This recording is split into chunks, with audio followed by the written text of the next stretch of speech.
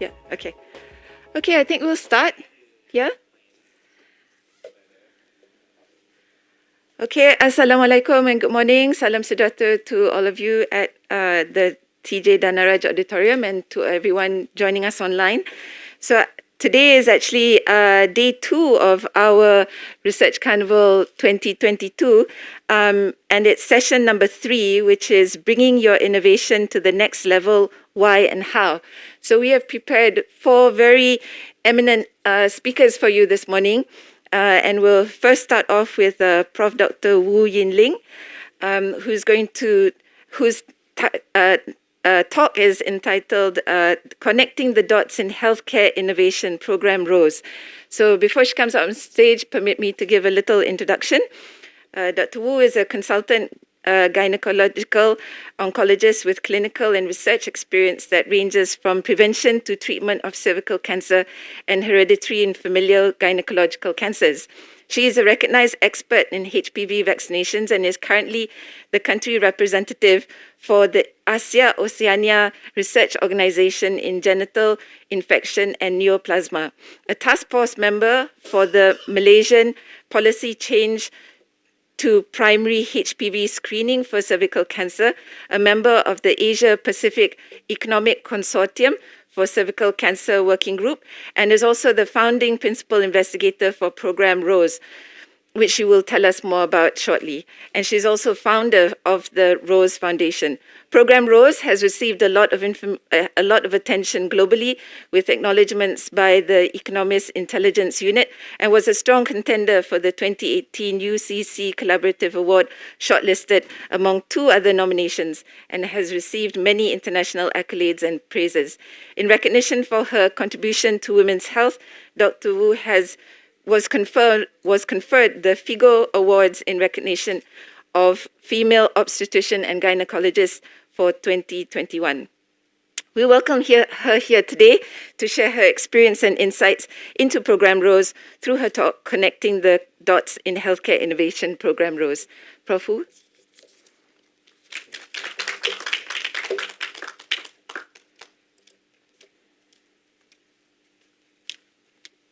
Thank you very much. I wanted to speak about something quite different today, and I'll touch a little bit on Program ROSE as an example, because I understand in the university setting, we have many innovations, we have many technologies, and all our research works towards social betterment. So this is a picture that's self-explanatory. Often, we enter into research, we have ideals. We come up with our plan of how things will work, but if it doesn't suit the user, people will find a better way to do things. So what is Program ROSE, and what are the advice that is generalizable to people here in UM who do research, and how do we innovate and how do we bring it to the community? So for those of you who don't know what ROSE is a perfect example. It is the acronym of Removing Obstacles to Cervical Screening. And what it is a perfect example where the technology is already there. If you talk about cancer prevention, we're now talking about cancer elimination. And the tools that are there are effective vaccines, effective screening tests, and a very simple way to perform the screening test. So this is the little bit I will talk about Program ROSE. So the background is that for elimination or for prevention of cervical cancer, most women are advised to have pap smears every 3 years. And for the men and boys and those who haven't had pap smears, that involves a very uncomfortable pelvic examination. Women require very intimate and often described as painful examination using a speculum. So we now have very simple strategies. We can use a swab, a very simple swab, and women can do their screening tests as few times as twice in their lifetime. So what are the issues that I want to bring to this talk today is that how do you get your innovation acceptable? When we talk about studies, more than 4 or 5, the global studies that have proven that swabs will work for HPV testing and self-sampling works is evident. No need to do any more further studies. But unfortunately, healthcare professionals, my colleagues, are often not convinced and still feel that we should do more studies to show that swab works. Now, how do I turn to my next slide?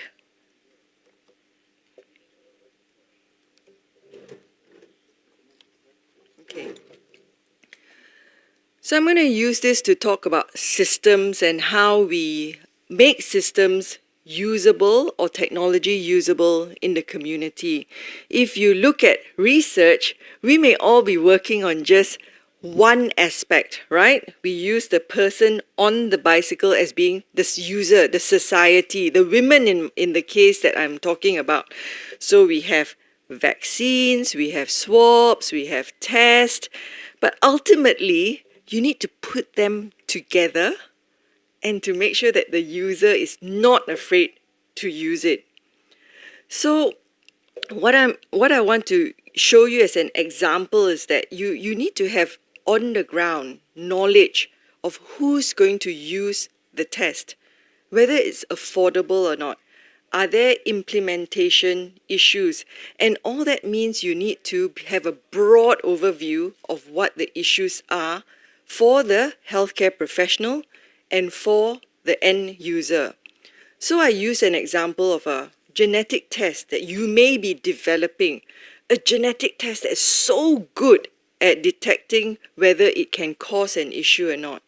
But if it's not affordable, if it's not in a language that people understand, then we can forget about it. So what does it mean for students? It means have a broad overview of what's happening in the country, what's happening politically, what's happening financially, what's happening with the people. You know, when we talk about global elimination of cervical cancer, we forget that we are facing a humanitarian crisis globally. How does it interact with climate change? You need to be aware of these global happenings to ensure that your innovation is not outdated by the time it comes to fruition.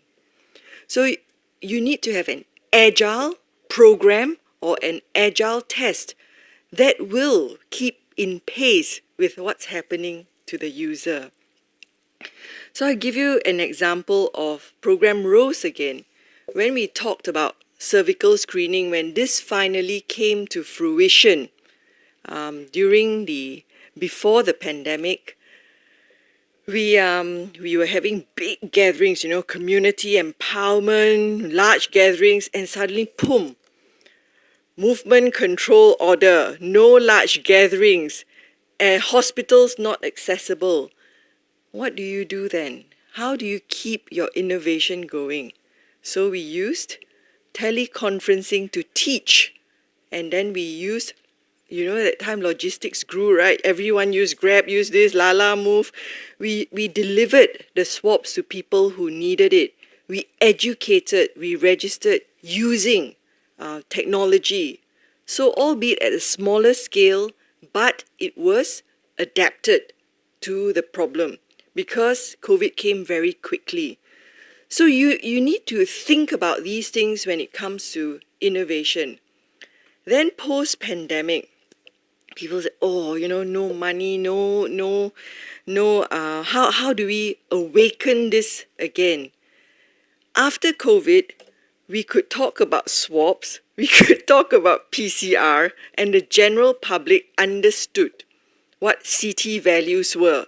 So we could go to the community and say, this is like a COVID test.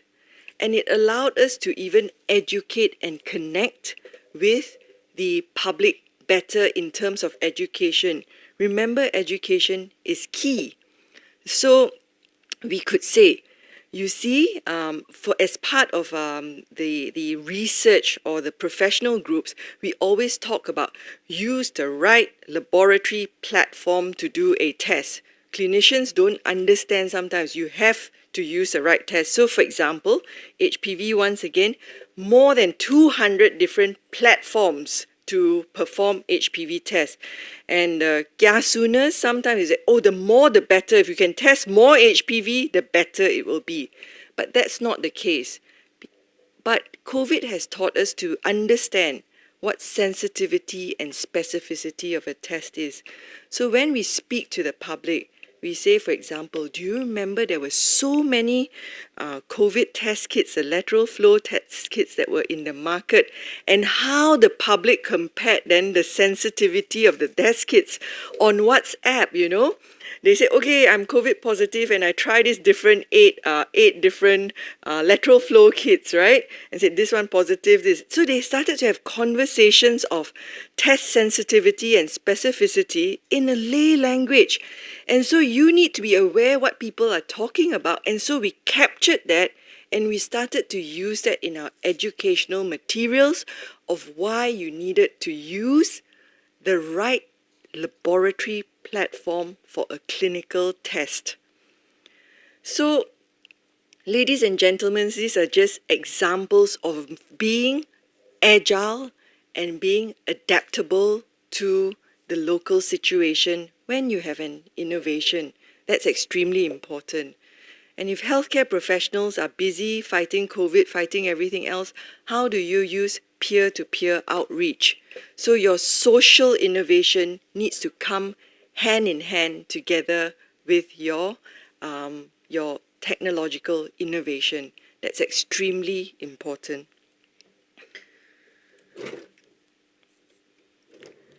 So, Azlina asked me if I made any errors in having only 3 slides today. This is my last slide for the talk. ROSE is a cervical screening program that uses 3 components that makes it easy for women to get screened.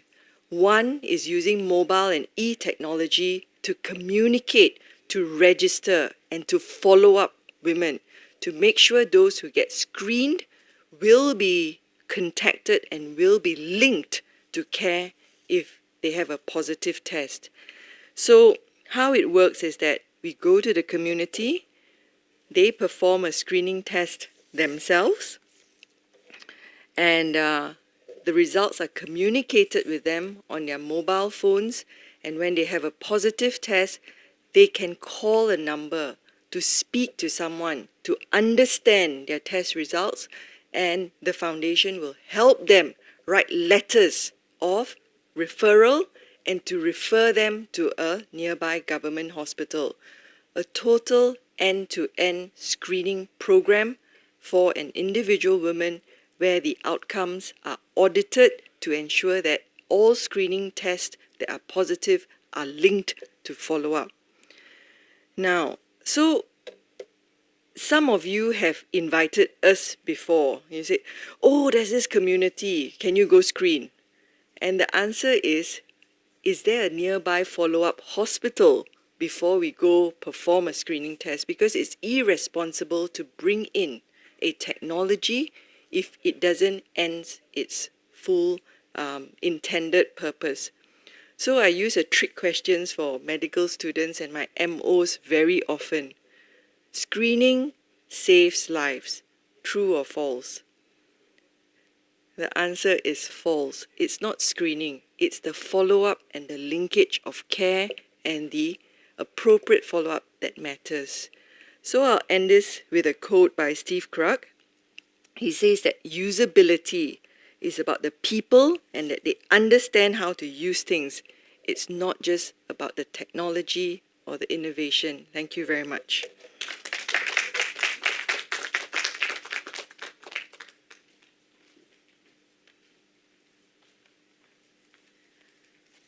Okay, thank you very much, Prof. Wu. So I'd like to open the floor to any questions.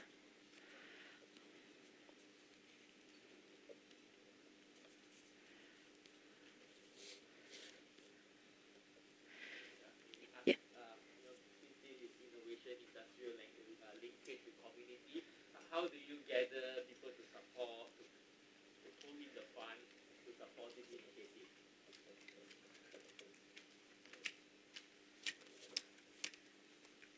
I was just given 10 minutes for this talk, but innovation comes not just in the form of the technology or how we approach things, but also in funding. So as Lina brought up, we actually were highlighted in the economic magazine, The Economist, as an innovative way of funding because we used crowdsourcing, and we also had people volunteer or donate their expertise as opposed to buying or paying for services. So, for example, we used a lot of technology, and we had to use computer programmers and telcos and people who understood the lingo of all these things. And so we met with experts. Malaysian has many talented people, and they donated their time and their expertise freely. It's not free in the sense that they believed in the goal. So you must have an end target that is that people will buy into. If your end target is to create a genetic test, it's different, and you may not get that much buy-in if the end target is to eliminate cervical cancer in Malaysia. So believe in your own target and set a target that everyone can buy into, and then they will invest what they believe. Because I really think Malaysians have the capacity and want to make our country better. And that's why I always call this a Malaysian story.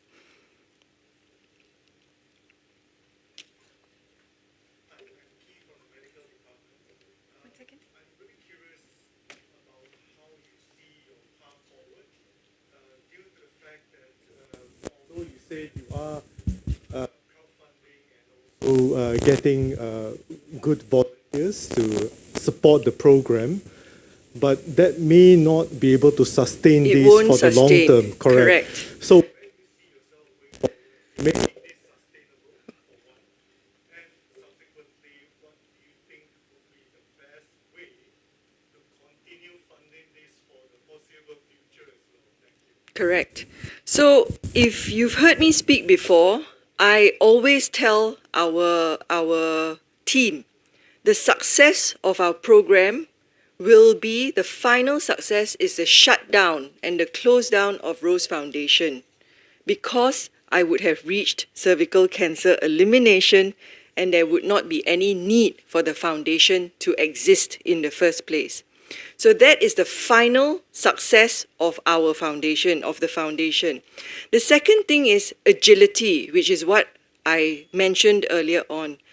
We started off as a pilot program, and Yibon was very involved with this. University Malaya supported a research program.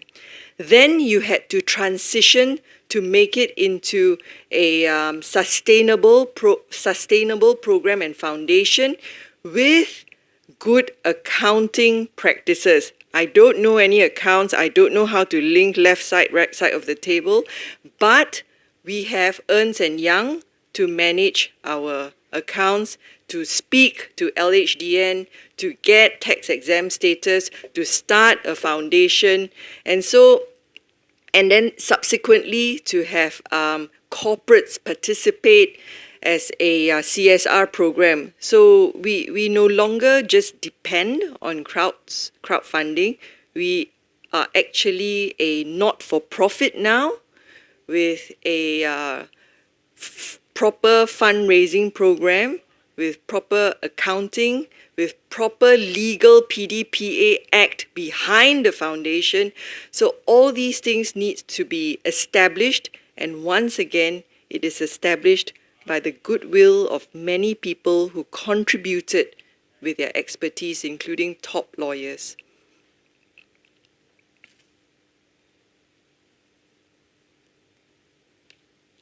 Thank you. Thank you very much, Prof. Wu.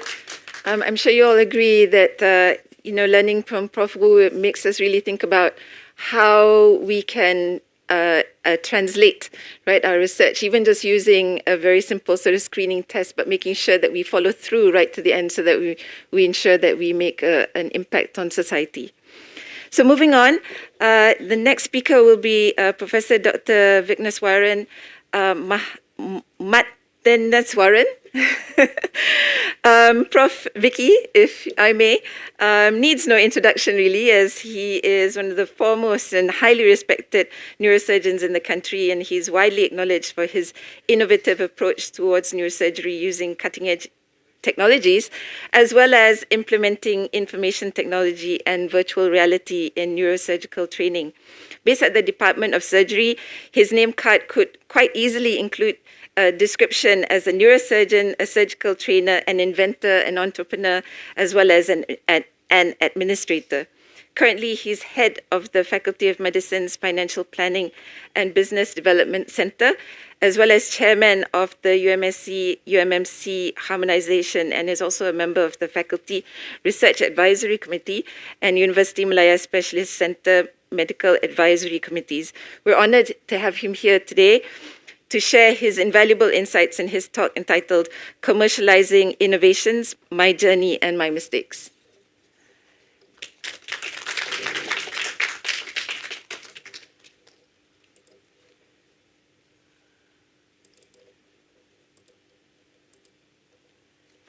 I think you should be able to click on the mouse, Prof.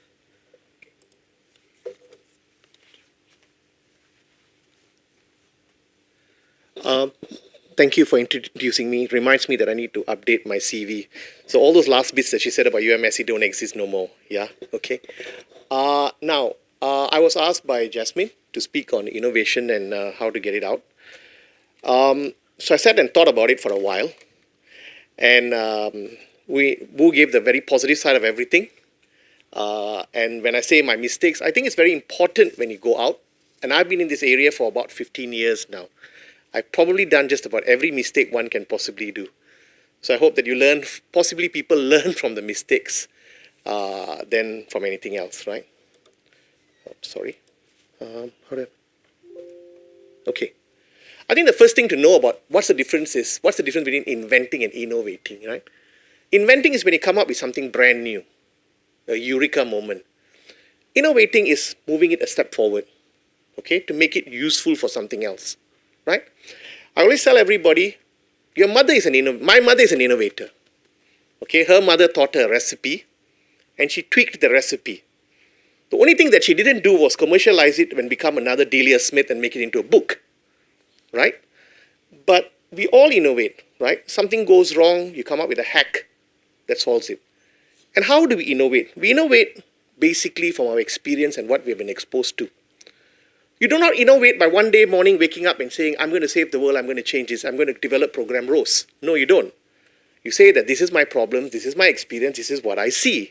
And based on my problems, experience of what I see, what can I do? So who am I? Okay?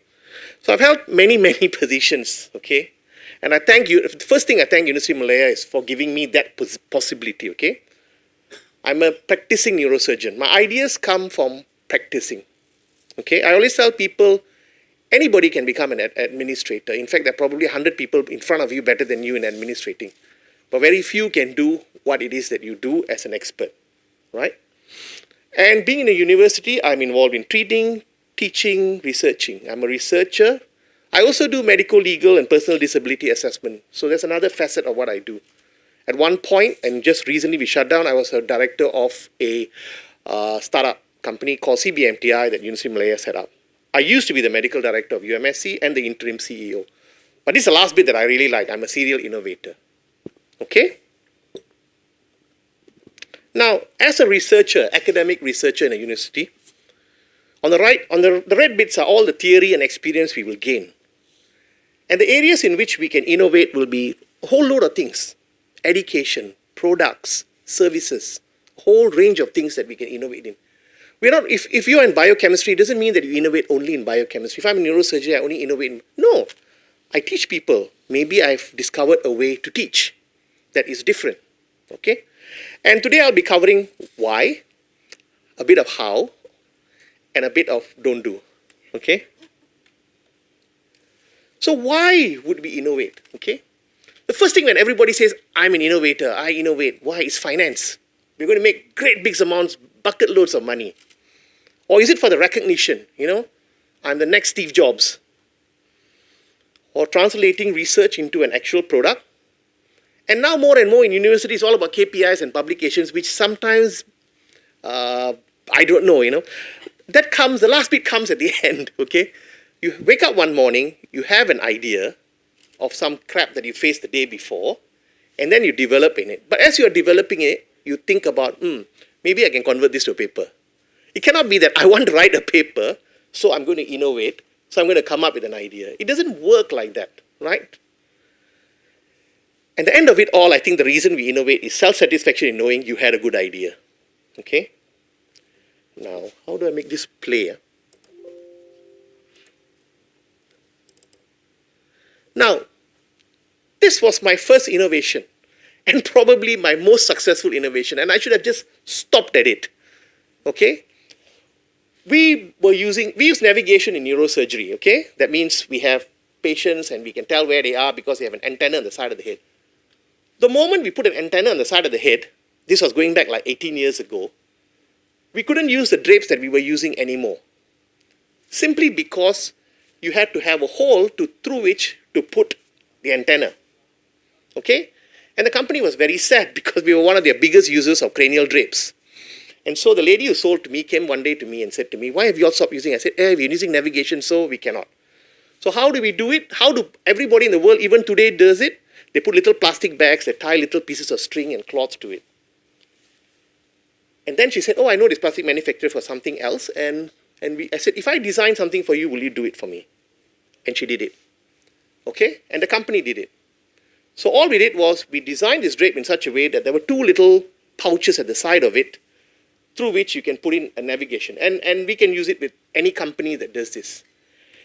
And then at that point I said to her, how much does this drape cost? 160 ringgit. So can you give us 10 ringgit for every drape that you sell? Okay. Mistake number one, we went to the wrong company. But the 10 ringgit, the first year we made 400 ringgit, which we turned over and used it to buy equipment and instruments for theatre because, that's how poor things are. Last year we made 8,000 ringgit in an annum.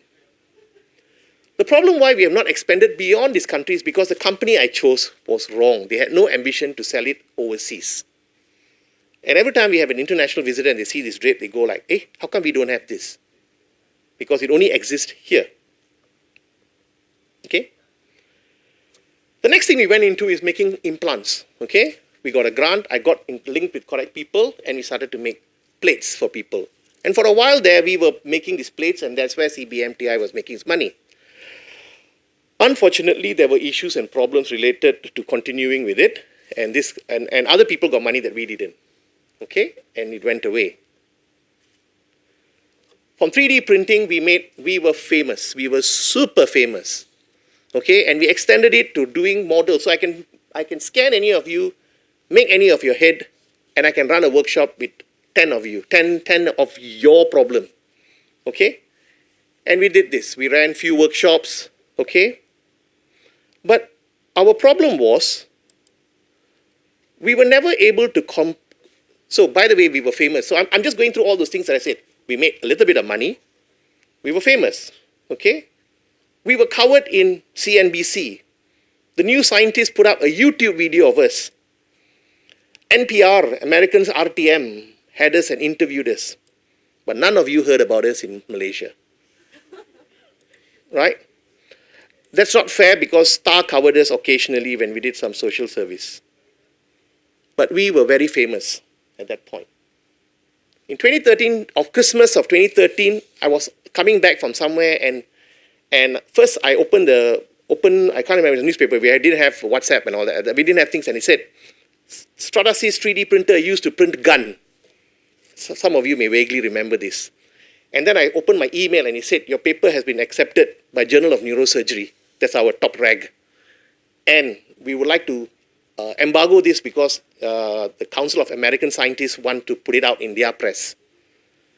And Stratasys was so happy that someone made something with their machine other than a gun, and something that was useful for training and teaching, etc. And so we were covered worldwide. But you know what? I went to the university and met the vice chancellor and I said, can we make this? And he called up his PR group. These are all real stories, yeah? And PR group said, hari ni ada menteri datang untuk breakfast, Prof. Tak boleh buat. That was a true and honest answer, which sums up everything that happened after that, okay? This is another invention of mine. Because the brain collapses on you when you try and put a scope in it. So we came up with a system in which we allowed to create a tunnel inside the brain, go in small and create a tunnel inside the brain. And this won awards, also appeared in Journal of Neurosurgery. Medtronic took it to their main big conference in the Americas and showed it to their neurosurgeons. They said, interesting idea. Then Medtronic wrote a nice letter to me, gave all their comments. And Medtronic said, it's a good idea, but it seems to be ahead of its time. Okay? But I thought, isn't that innovation? 2 years later, some American company was selling something similar using the same thing. Sometimes it's very important which country you're born in. That's a sad truth. Okay?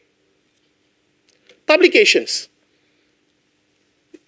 Because I was redoing my CV, I put up 10 of my prominent publications. So for those of you going to innovation, even if your innovation doesn't make money, you can find an angle in which you can publish. And the majority of these are tier 1, tier 2 journals. Okay? In education, in science, in neurosurgery, in engineering. Okay? You just need to find the angle. And then, of course, that lifelong story comes. But if you haven't got your patent, how do you publish? I don't know, so you're always caught in this conundrum. Okay, do I publish? My university wants me to publish. But then at the end of the day, even if I bloody patent this thing, it's not going to go anywhere maybe. I might as well publish because I think there's some good in it. Okay? When we were doing our work in 3D printing 2013, 2015, we were the flavor of the town. We were flown business class to Singapore, to Korea, to tell everybody how good we were. We tried convincing numerous powers to be that Malaysia needed a 3D printing hub. But we failed. Everybody said, oh, great, very good, very good. We failed. Not one of them was interested. Okay, not one of them. They were all interested, but nobody moved it forward. And at that point, the economists advertised 3D printing was going to be a multi-trillion-dollar industry. Okay, I went from University of Malaya to MDAC, MTDC, AIMS, everybody failed.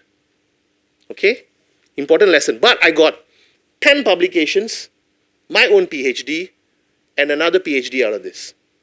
So I still consider it an amazing success. Okay? But it's all negative news. I'll come back to it later. During COVID, do you all remember the smart glasses? Google was trying to push it and they shut it down in 2012, 2013. Someone just happened to see me on 2019, November, and said to me, Prof, do you want to try smart glasses or not with your communication things that you're all doing? I said, it's too expensive, we got no money. COVID came out. I picked up the phone and called the guy and said, I want the glasses now, here, today.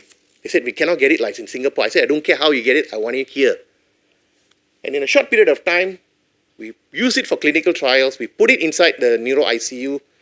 Fortunately, we were able to get ethics clearance. And that's a very important thing. We work with a big hospital here. And we got a place to try things out. Okay? We did this, we published. We were the first out of the gate to use smart glasses in healthcare during COVID. And since then, many have followed. Okay? And now people are interested in using this together with other systems of long-distance monitoring, long-distance things. Right? We'll skip that. Also, if you're in administration, you can come up with clever ideas. Sigmit is a project that I did, okay, together with certain members of the management team in PPUM at that point. And we came up with a $60 million plan, which was a private-public partnership. When we wanted to do it, everybody looked and said, how do we start even the ball rolling? So 3 of us trooped up to EPU in the Economic Planning Unit in Putrajaya. At that point, this country, money was overflowing. They said 60 million only. And that was what we heard. But fortunately, we went to different small groups who studied the whole plan. Many of them were either their family members of patients of PPUM or they were patients of PPUM and they understood what we needed. And they went through it. We came up with a business plan, which was all homegrown. Okay? It went through the cabinet. It was approved. And today, Sigmit is in the 7th year of functioning. It's a state-of-art center. And my pride and joy, the Singaporeans from Singapore General came to see us because how come we are able to make money and they are not? Okay? But yet, today, in disappointment, there are many people who don't understand this. They don't see the usefulness of this. This was able to provide state-of-art care for the average Malaysian. Okay, I didn't have to think, if I needed a brain tumor surgery, which I needed an by the way, it doesn't exist in anywhere else except now recently 1 or 2 government hospitals have put it in. If I needed brain surgery, and if I didn't have the money, I didn't feel like if I couldn't afford that 1 extra ringgit, I will go to Sunway or Subang. They were getting state-of-art care. We were able to retain our neurosurgeons. That was important thing. Okay? Of course, the very, very poor, sometimes we were not able to meet that amount. But that also is because part of the plan was not carried out to the end. So these are kind of challenges one will face. When do you innovate? Okay?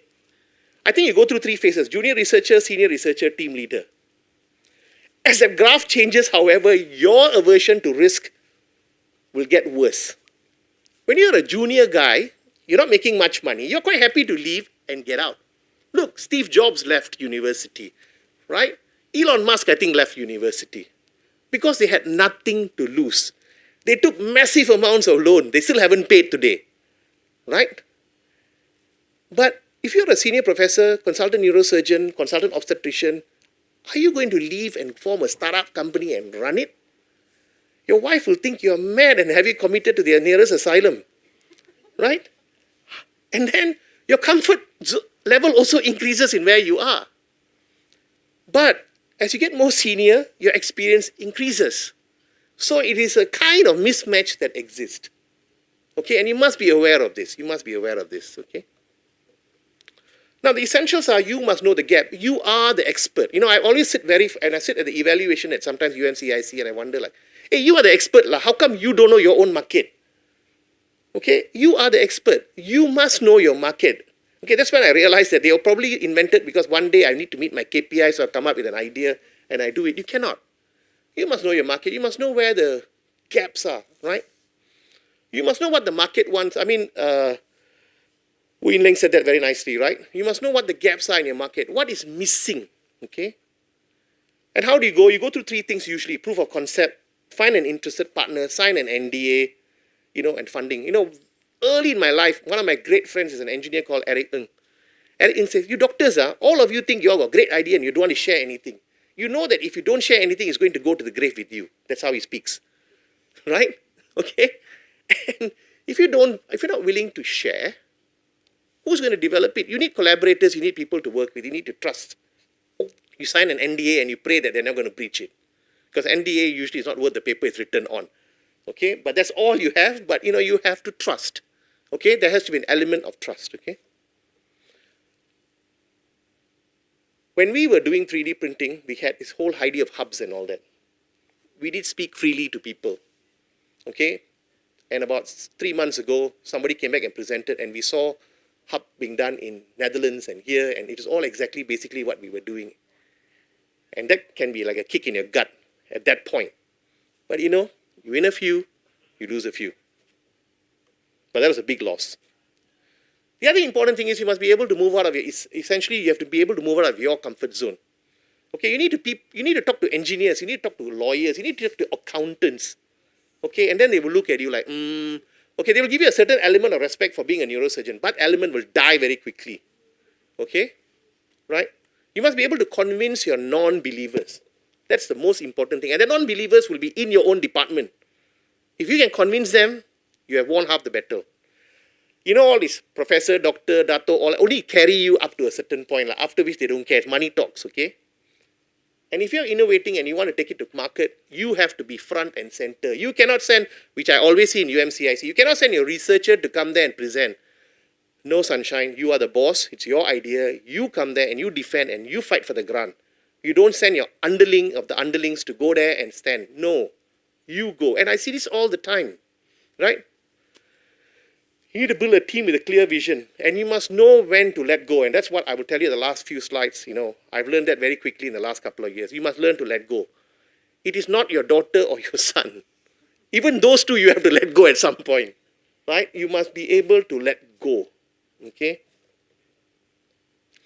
Oh, funding, big story, okay? You need to move up the food chain. So in the beginning part is okay, there's UMRG, there's UMSE fund, then you can apply for prototyping, pre-commercialization, and then you're supposed to talk to venture capitalists in Malaysia. I find that they don't understand what you're talking about most of the time because you're not in Singapore, you're not in Hong Kong, you're not in New York, you're not in London. We have to be realistic about these things, huh? Sometimes money has to come out of your own pocket. And a lot of it had to come out of my own pocket. And you're very fortunate if you have an understanding wife, okay, who decides that at least he's not spending on an expensive car or another girlfriend, okay, right? So I used to have this dictum. When you've got an invention and you're going to market, you must know your product, okay? There's some things that you know you're not going to get sued for. Worst thing, they won't use it, like our 3D printing for education. Those things you can try and sell yourself. You can try and push it yourself. There's some things that there is a risk that you might get sued for. So you need to find a safe route. So for example, when we were making those plates, we refused to print in titanium because the moment you print in titanium, you are responsible for the plate. If you autoclave that plate, you are responsible for that plate. So what we did, we got the plate from companies like Johnson & Johnson, we got companies from Hugh Medical, we got the plate from them, we got the scan from them, we molded the plate to fit, we gave it to them and he said, you give it to the hospital to sterilize and whatever. So our exposure to litigation was limited. Remember, you're a small person, we're all small people, okay? And the suits can be huge, okay? Now, if you're going to put something in somebody's body, you better find a proper business partner who can stomach that risk, okay? You need certain bits of anatomy that has to be very big to go in on your own, okay? So you need to find a partner, a proper partner, okay? So what is our problem, okay? So now we have last few slides, okay? We seem to lack understanding at all levels what needs to make up a startup viable, okay? The Economist had an article again about 7 years ago, and they said universities maybe should not get involved in commercialization of products. They actually said that. Because there were a lot of West American universities and British universities that were getting involved in commercialization and they were losing money hand over fist. Because somewhere along the line, some silly advisor had told them, you got all the clever people, they can make idea, they can sell. Remember, for every Gates, Jobs or Musk, there'll be 10 John, Ali, Akkao or Vicky. But we don't seem to understand that. Okay, we don't seem to understand that. You know how much of money Tesla has swallowed or Apple? Tesla is still in negative balance, not small negative balance, in billions negative balance. Okay, and people are still pouring money. Right? Remember Grab? Remember Thumb Drive? They were Malaysians. Okay? They were Malaysians. And because there was no funding, they went away. We lost it. Okay? So you must know your own risk appetite. How much are you willing to put in? How much money are you willing to put on your own? The university, I'll tell you my experience, they have got no risk appetite at all. They like these things. Okay, I'm sorry. Okay, they like these things. The new management is a bit better than what okay. They like these things, okay? It looks nice on your CV, it looks nice on your Times Index, it looks nice and all that. But they don't understand the reality of it. As a professor, I'm working here. Are you willing to give up everything and go and sell? I need someone to support me, right? And let's honestly look at our ecosystem. Do we have that kind of big funders who are willing to throw money at you? They are not. Khazanah will come and see you. Okay, Khazanah will come and see you, will tell you, oh, that's a very good idea, Prof.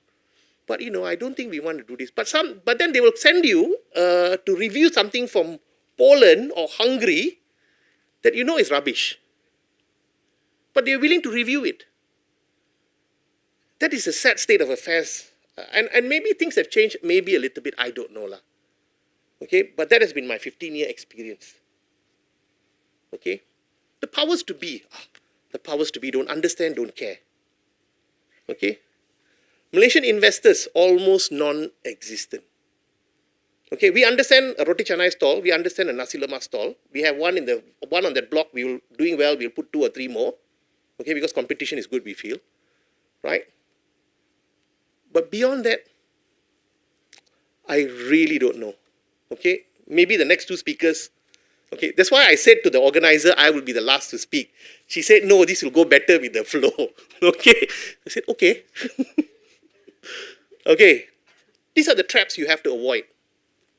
Prof, your idea is so clever one, lah, Prof.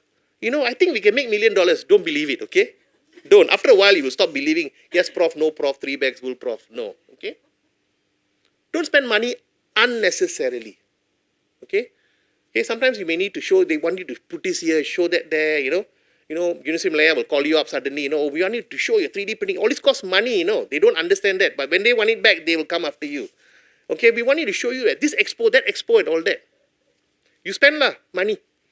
You have to send team there, you have to set up there, and all that costs money. Okay? Don't worry about the frills. Make sure your idea works. The solid component idea, whether the plastic bag, the baggaging, and all that, after you can figure that one out. And KPIs, don't make this the front and center of your KPI, okay? Don't. The KPI comes after. The idea comes first, the development comes next, then maybe publications, then finally KPIs, okay? So, the problems. Okay, I've just summed up what I've just put in there, okay? We don't understand the degree of difficulty. We don't understand the long lead time. And if you are really good innovation like our 3D printing, 2013 we were off the gate. 2022, 2020, the number of citations on our papers have just gone up through the roof. Only now they are catching on.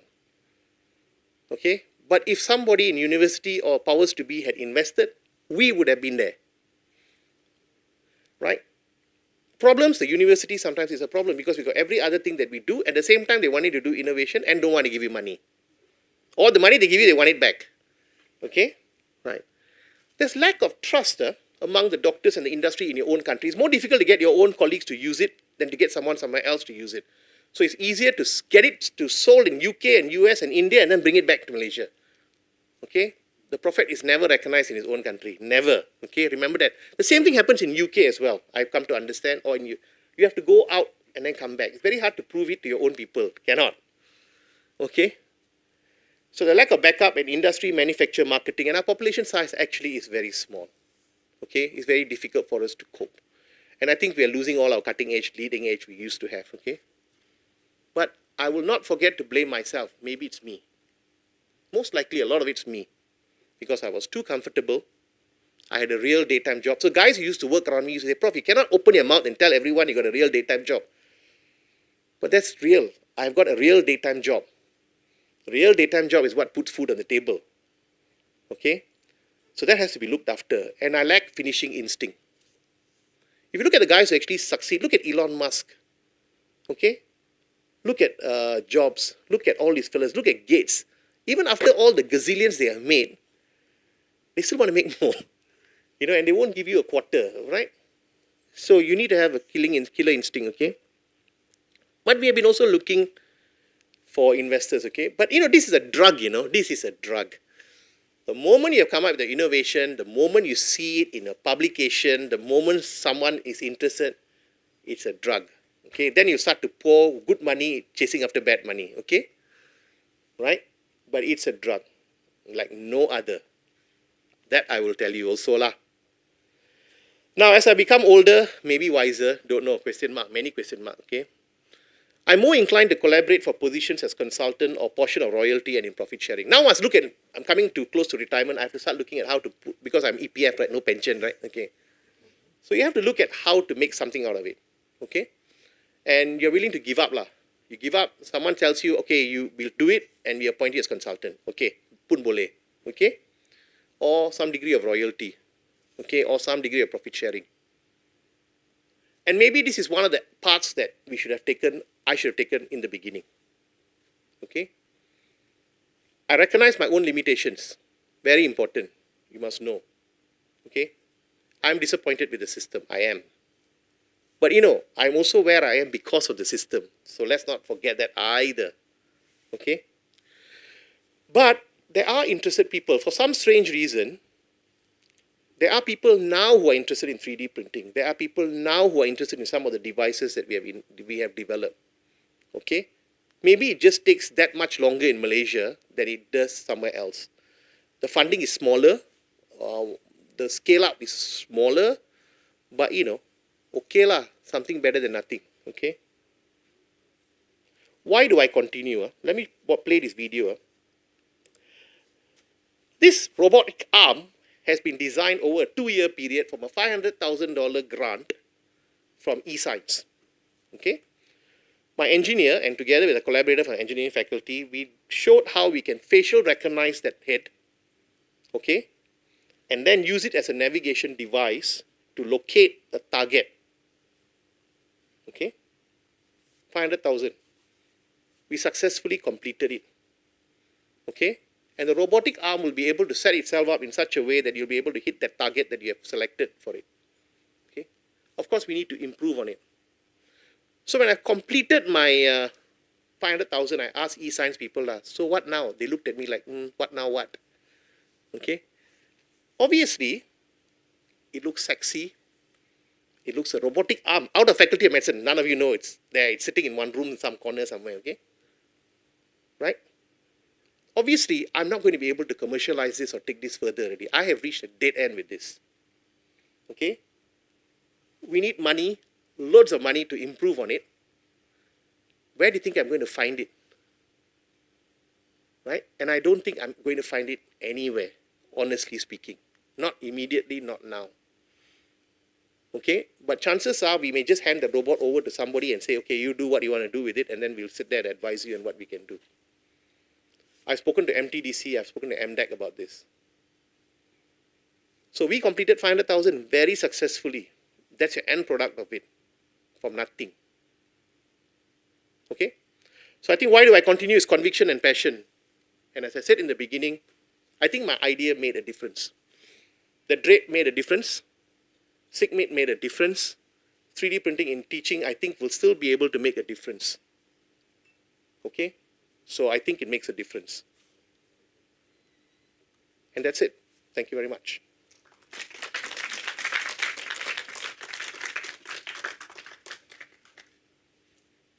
Any questions?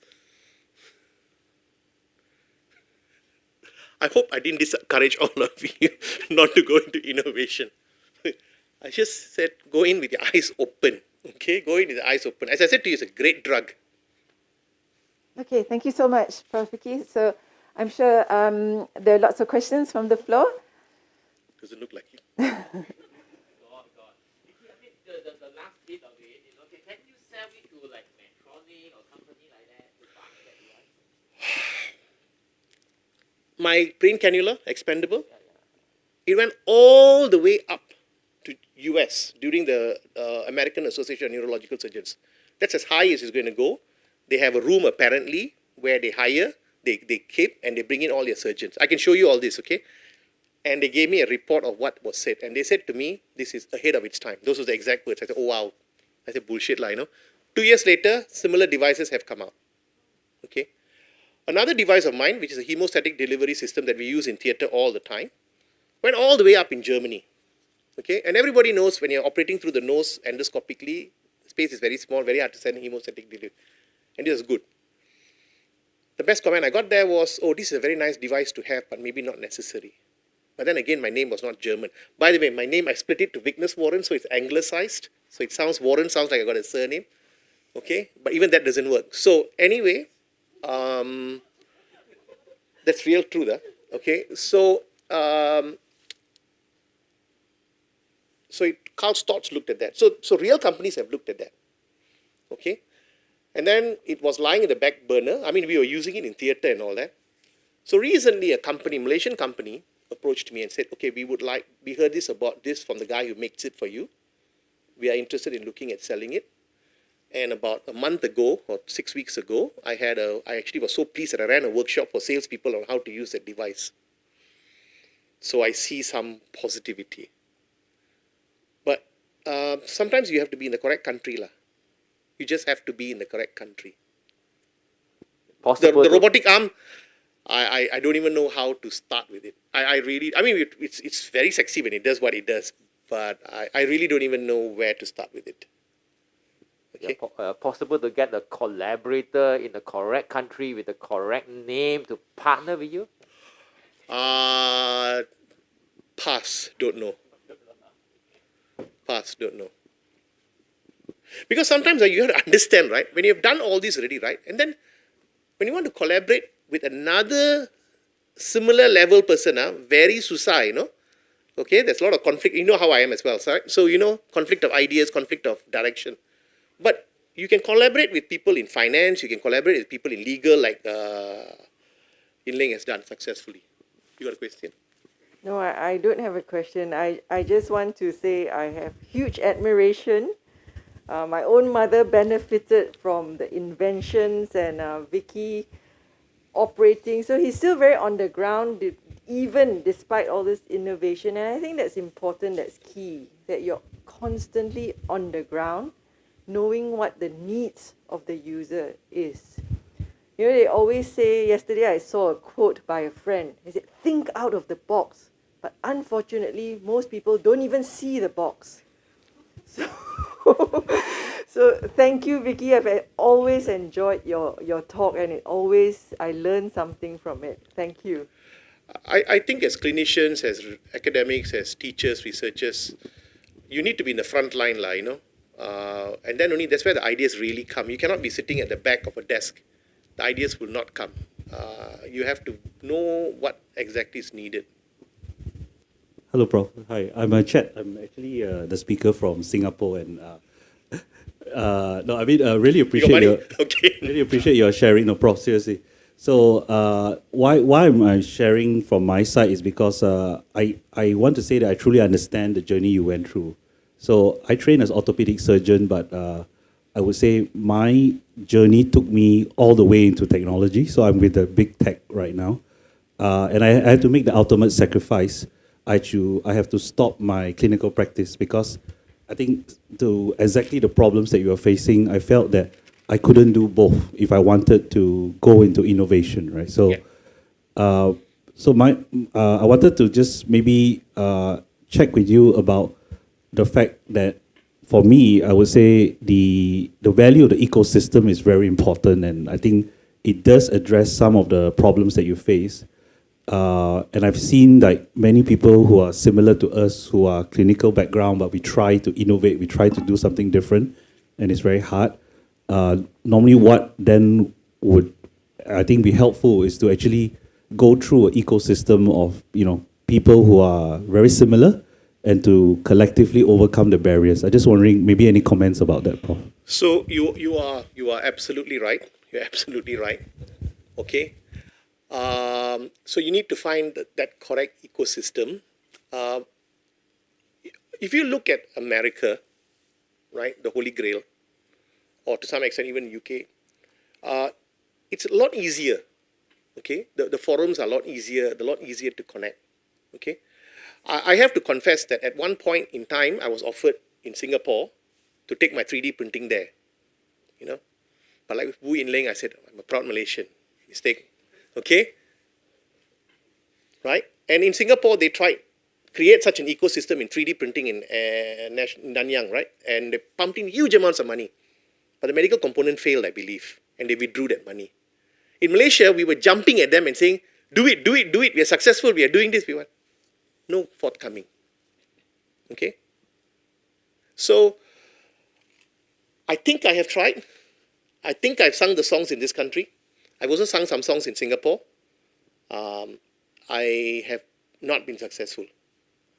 But again, there's a difference between exactly what he said, right? He did orthopedic surgery. He left orthopedic surgery. He went into tech. I did neurosurgery. I don't want to leave neurosurgery. Okay? And also, the problem with me, I think you can see, is I got ADD. Right? Okay, I got ADD. I want to do my clinical, I want to do my medical legal, I want to do my inventions in devices, I want to draw business plans. So that's a problem as well. Maybe I should add that in my column, I got ADD. Right? So, like that lah. It is what it is. Okay. Okay. I think we're running out of time. Yeah. Okay, thank you very much, Prof. Just wanted to say that Prof. Ong will also be moderating a panel discussion at the end of this session. So if you do have any other questions, you can keep it till the end. Okay. So thank you very much, Prof. Vicky, for the entertaining and honest account of what you experienced. And I think you'll all agree that it's just been two speakers today, but already we've sort of been given so many nuggets of priceless advice. And definitely I'll be thinking about my risk appetite as well. Okay, so moving on, we will have Prof. Ivy Chung, who is the third speaker for today. And Prof. Ivy initially trained in biomolecular engineering at the Tokyo Institute of Technology before setting her sights on understanding cancer biology in view of developing possible therapies. And she did her PhD at the University of Buffalo and a postdoctoral fellowship at Harvard. And most recently also added an MBA to her qualifications. Her career in UM has seen her rise to a professorial position at the Department of Pharmacology and held many units, including heading the Translational Core Laboratory at the faculty, as well as holding several management positions, including Deputy Dean of the Wellness Research Cluster. And more recently, she was appointed Director of the Center of Innovation and Enterprise in UM. And she's also founder and director of Citus Sdn Bhd, a specialist provider of Malaysian human cell and tissue products for R&D purposes. So today she will share some helpful advice with us based on her experience coordinating transdisciplinary research programs between local and international academics, industries, governments, and community in her talk entitled Where to Start in Your Innovation Pathway.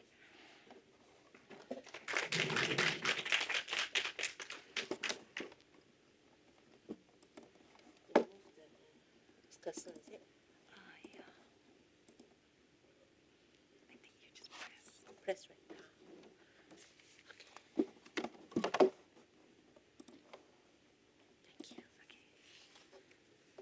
Thank you, everyone. Very hard to continue after Prof. Wu and Prof. Vicky. Both good and kind of, less positive, or not say less positive, it's very positive. Actually, all the learnings we learn from our seniors. So I think I'm here to give an intro about for those who want to start or stuck. I think we're all stuck. I think innovation is never ends. There's no, you have to define your own success, your end point. So I'm in this position less than 48 months. Oh, 24 months, 20 months by now. So I can't say I know a lot more than Prof. Vicky has for 15 years. But I grew up as an academic watching over Prof. Vicky's success and everyone's as well. So today I think I want to address some of the usual scenarios I've seen with academics, whether they're juniors or upcoming, aspiring, who wants to do innovations or when they come to UMCIE. So normally they say, I have an idea. I think idea is really, what does it mean, right? Everyone start with that, and they think the idea is like already gold prize. I really hope you can think again, because idea is just an idea. I like Prof. Vicky said, right? Idea is not innovation. Definitely innovation. I think as a scientist, as a researchers, we have to be very clear. You're looking for an idea or you're looking for innovation.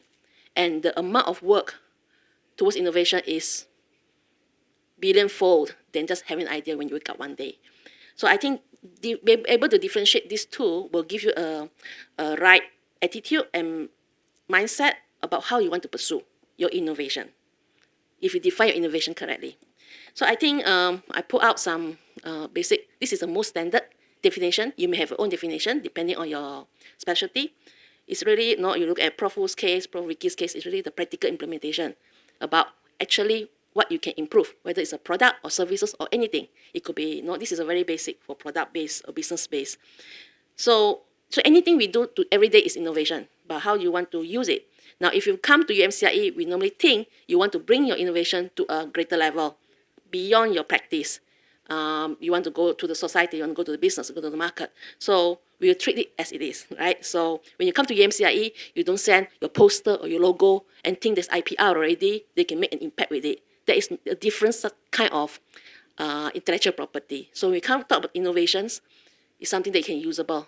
So it must be very, very specific and very focused. Now, how do we do that?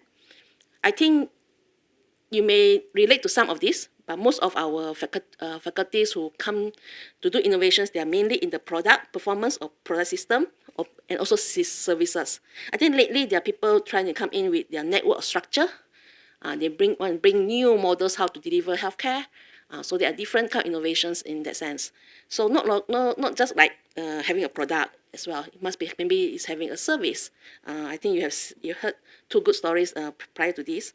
So knowing your type of innovations will guide you what you want to pursue. At the end, maybe you need everything, but where do you start? So you must be clear what is your starting point. I think you have seen this a lot, right? Since FRGS lately, we've been asked to understand what's our TRL level. We want to force ourselves to see where are we, where we want to target. But I think we are still not everyone really understand this a lot. Now, definition of this is also case by case. In a specific project, we define it a bit differently. But in general, we often do until 2 to 3. Most of our, I can think for faculty medicine, your innovations level is 2 to 3. Very few that goes up to go higher, 6 to 7, or even successful like Prof. Vicky's go up towards a product. So, so this is where you have to know your. This actually shows a little bit a snapshot of your journey, innovation journey, because from the bottom you're going rise up, and 9 is not the end of the tail. It's just about the innovation, that you can show that it's actually proven can go to see the market. And after that is the whole business part of it. So I encourage everyone to, when you want to start, have an idea, fine. Then what is the innovation? What does it exactly address? Then where am I now, right? Be honest about it. I think if you are not honest about it, then you will be delusional about the things that you already have, but it's not proven. And that's where you find that why people don't understand me, why UM don't support, or why ministry doesn't give grants. They don't take my proposal. I think there's sometimes there's a mismatch. Sometimes they just don't like your proposal. So I think this is where we often face, right? We do very well in one basic technology research, concept research. We do very well from all your FRGS, our internal grants. But that's why very few of us that really push towards the graph, right? We heard about Valley of Death all the time. And I put around here, the problem is to cross over, is it a problem solution fit? So as I said, your innovation, what you want to address, correct? So is it addressing a real problem? And if don't put a problem there and your solution is elsewhere, people don't see. So we often think this is the number one barrier. If you can keep this done, I think you have a bit smoother kind of journey and chance to cross over the Valley of Death. And I think towards the right-hand side, you will see now you're playing a totally different game. No longer in our university campus, right? No longer in your lab. You're going out. So I think this is really important for you to know what to expect. So if you don't know what to expect and you still think you are the king of your world, then I think you go nowhere. I'll run through a little bit more because we lack of time. So my first kind of suggestion is to start with the why. Like Prof. Vicky's case, you heard, Prof. Wu, you have heard, is why are we doing this? It's very, very clear why. A lot of researchers, most, I would say 98%, they start with what? They come to UMCIE to say, this is what I have. And they think this is already big, They're reversing. What? They only say, how I do it, where I'm going to get fun, then I'm going to do that. So they thought having that is already winning the game, which is totally opposite, reverse. You must know your why first. But why knowing the why? Because like I said, you're a clinician, then you want to do something like improve process or even like you're working with engineering, have a new product. But be clear of the why. It's not the product, it's the actual things you want to address. Oftentimes they started this, then they got a product, they forgot the why again. You have to keep on coming back to the why. Because at the end, you will feel to readdress the why, you cannot do it alone. Even you say, I started with an engineering group, with a lot of people come together, I have a team already. They thought, I passed this test. Pass this test to get a prototype, I'm done. Actually not right. After the prototype, you will need a different level of innovation. Then you need another different kind of people to help you. The logistics, the material, the manufacturing, the industry, or maybe the funder, investor. So this is why I This is my second second suggestion is that we start to get comfortable with working with different kind of people. Start getting comfortable. Most of us are not comfortable because we thought they don't understand us and we don't understand them too, right? But it's normal, it's common. But if you get used to the uncomfortable position, it's okay, right? It's awkward, but it won't be too long. After a while, you go through it, then you become friends and you do better, and then you can turn to another stranger and start over again. So if you some people said researchers said, I'm not very good with talking with other people, right? They don't. No, I really said that they can't understand. Then they just like bang the table and they just want to turn around. I feel that is maybe it's an occupational hazard. But really, we talk to students fine, but we talk to other people, we see eye to eye, right? No one is anyone better. They have something that you need, and you have something that they need. If you think it that way, it's easier to talk. And clarify, ask questions. I think it's easy to be foolish, just ask questions. I always ask questions. I always ask engineer, what do you do? What are you going to do, right? So if you ask questions, you show interest, they will do the same. I think that is reciprocal kind of interaction. You do that, people will start to respect, people start to listen to you, and slowly you build up the relationship. So don't disregard this and expand your network according to your needs. No one is forever enemy, no one is forever friend. I mean, come and go. So your team will change quite a bit over the time. So get comfortable to that. I think in faculty medicine, we are quite transdisciplinary, multidisciplinary, but we talk outside, like to the legal or to the accounting when we start to get gibberish. It's okay. You bring somebody who know a bit to help you to start. So often I don't know. I'll get someone who a friend of that person to mediate. Then I feel comfortable. Then I talk directly. So I think this is often said but often overlooked, and we don't put enough effort to do this. Right. So if you really can digest this and improve a bit, I think your journey will be slightly easier. My third part is you must know when to protect your intellectual property. Many times they say, I got finished my grant already. Yeah, KPI versus the actual IPR to protect lah. Finish my project already. Then because of this, I need to protect my IPR. But your IPR may not be ready for product, so too early. It can be too early. But so far this has been our process, no problem. But in the future, I want to warn up because due to a lot of financial constraint, the actual time to protect IP. I mean, there will be some challenges. We have to be really, really careful when you want to protect IP. So, being said that, doesn't mean you cannot talk to anyone before you file the IP. So, know when to talk, what to talk, and how to talk. So, I think in that sense, it will give you a better position, negotiation power, to plan how you want to bring your innovation outwards. Now, if you think I can just protect my file an IP, they will be sitting down there and move on to next target, and the IP will stay there and nobody working on it. So who's going to be responsible for all this? So it's important as an academic to you own your IP, you have to grow your child, right? So unless you have a plan to innovate with the IP, although you may not, you can't do it alone, but you have the plan to put out the team in the meantime to address it. So I urge that do it as soon as possible rather than wait for 4 or 5 years. And there's a myth among us also. The IP is not granted. Why should I start? Actually, it's wrong. You file already, you can continue working on it, right? So I hope with these three key message I want to bring forward, you can kind of start to thinking about this in this way, because there are more things to do. But I feel with the 15 minutes, I'll stop here. So I will then show what we can do for you. As I said, I'm in this center really just for a short than 2 years, but there's a lot of things here. I'm like you also, academics. None of this really matter until 2 years back. But at least there is a center in university that can assist you. Yeah, we are not the best, but we could be one of the best in Malaysia. Yes, things change, policies change, and management change, money change, everything change. What doesn't change nowadays, right?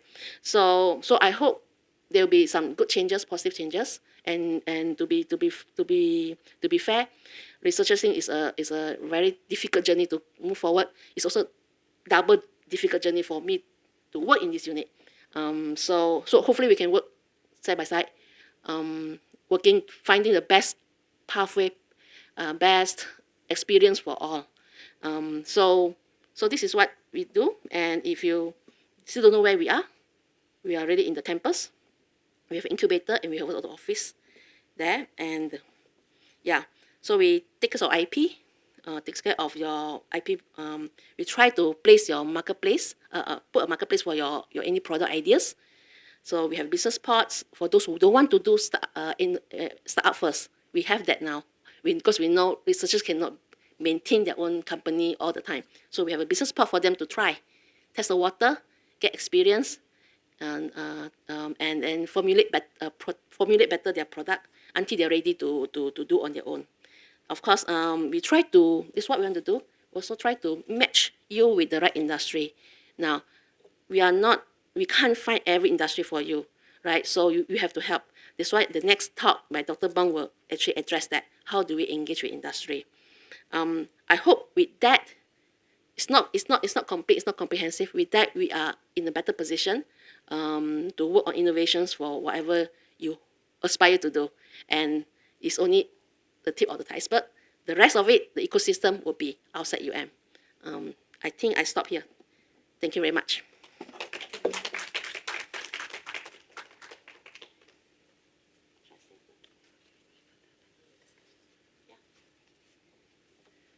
Okay, thank you very much, Prof. Ivy. I think for purpose of time, we'll keep the Q&As for Prof. Ivy and also for Dr. Bong for the panel discussion. Thank you very much. I think thank you very much for introducing the UM Center of Innovation and Enterprise, Prof. Ivy, and I think that's really helpful for us to know a point of contact for those of us who are interested in moving our ideas and products into IP. So next, I'd like to introduce Dr. Bong Yi Boon. So coming from a mathematics and statistics in health science background, currently Dr. Bong works as industry liaison and research manager at the Office of Industry and Community Engagement, University Malaya. There she focuses on building relationships with internal and external stakeholders and helps to promote partnerships for academia-industry engagement. Dr. Bong also organizes training opportunities for researchers to enhance research visibility and impact, as well as outreach beyond academia. Expanding on what Prof. Wu and Prof. Ivy and also Prof. Vicky have said today, Prof. Bong will talk about industry engagement and building strategic partnerships. Dr. Bong?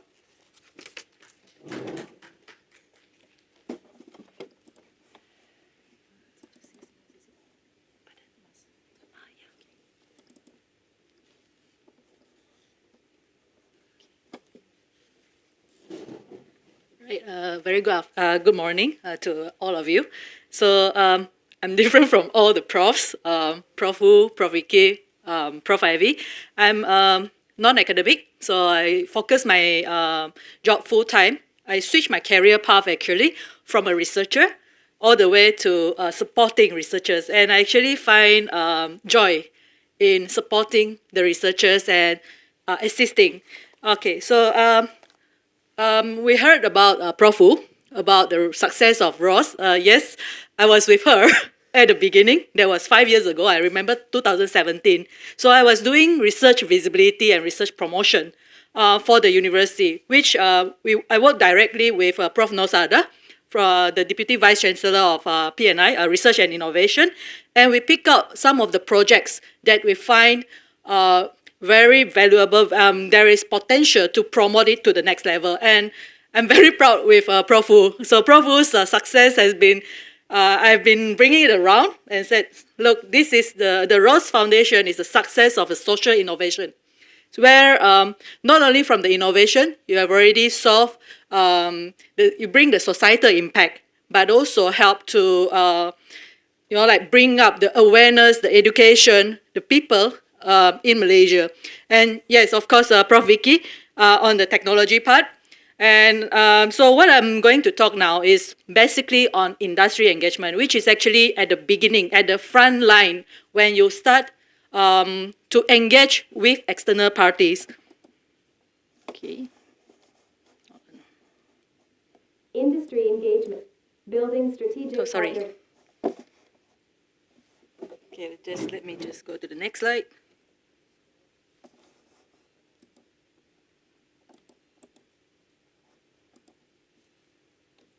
Okay, so before I start, let me have just show you an overview of the structure. There has been a restructuring going on due to the strategic plan and the transformation plan that the university is changing. So we are now under the Deputy Vice Chancellor of Development, no longer under Research and Innovation. We have been pulled out. And Deputy Vice Chancellor Development, this portfolio focuses on the value creation and enterprise. And Prof. Ong here is our Deputy Dean for Value Creation and Enterprise for the Faculty of Medicine. So under this portfolio, there are 8 officers. And you can see that for strategic partnership, we have CHARIA, Alumni Relations and Institutional Advancement. So CHARIA creates engagement and value with alumni, with your alumni, faculty alumni, and fundraising for sustainability. And I believe that Faculty of Medicine, because we work with all of 8 of us, we work very closely. So for example, Faculty of Medicine has been receiving a lot of donation, a lot of funds, a lot of contributions from the public, from the corporate, from individual donors. Okay, and then besides CHARIA, Strategic Partnership, there is ILO, which is, I had this office, Industry Liaison Office. So what we do is we go out, we engage and network with industry, with agencies, and also with ministries. And then for education and training, we have UMCSET, which offers a diploma and certification, professional certification, and UMLead. Probably most of you might not have even heard of UMLead. It's actually a new unit headed by Associate Professor Dr. Amiruddin. So UMLead offers leadership training programs for aspiring leaders. It's only for like C-suites and above for the government and also industry. And then for IP, Intellectual Capital, we have UMCIE, Prof. Ivy, promoting the innovation via licensing, entrepreneurship, research collaboration, and so forth. And then we have, over here the slide is UPUM, but the new name is Consult, which is our consulting arm for the University of Malaya, promoting innovation via professional consultancy and research services. And also we have one office, Property and Business Development, dealing with property, the land.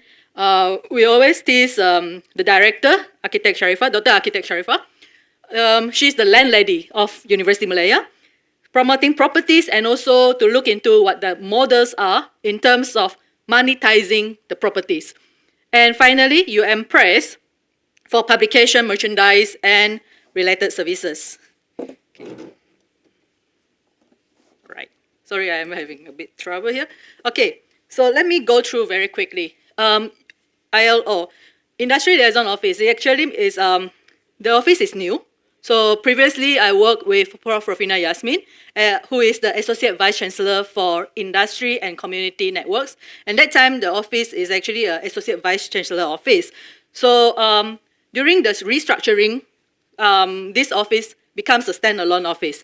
And it is actually a one-stop center for potential industry partners who like to engage and explore engagement opportunities with across with all the different faculties, different researchers, different office. So what we do here in ILO, basically 3 things. We do connection. We help to establish the professional and integral connections between external parties and also with the relevant expertise within the university. We do engagement. We facilitate initial discussion and also communication between the university because we want to make sure that our researchers, we protect the researchers' interest, the university interest when you are talking to external parties.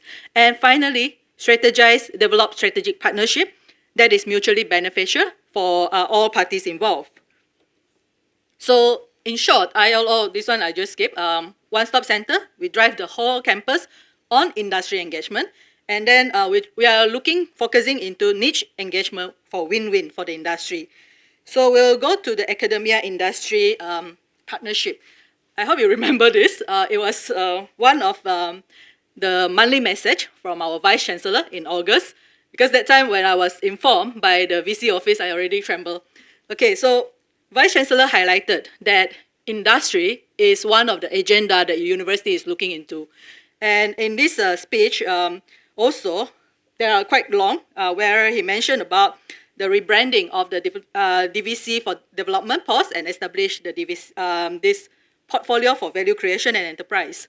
So how do we define industry? Because for Faculty of Medicine, right, I won't be focusing like, okay, industry doesn't mean just companies. Industry means involves all these three components: the companies, the government agencies, where you are working with other agencies like, for example, Magna, for example, CRC, and so forth, and also organizations. So basically, industry are your stakeholders that you are working closely with, who provide maybe funding, or maybe there is some, like a win-win for both sides, where it's actually value adding when you are working together.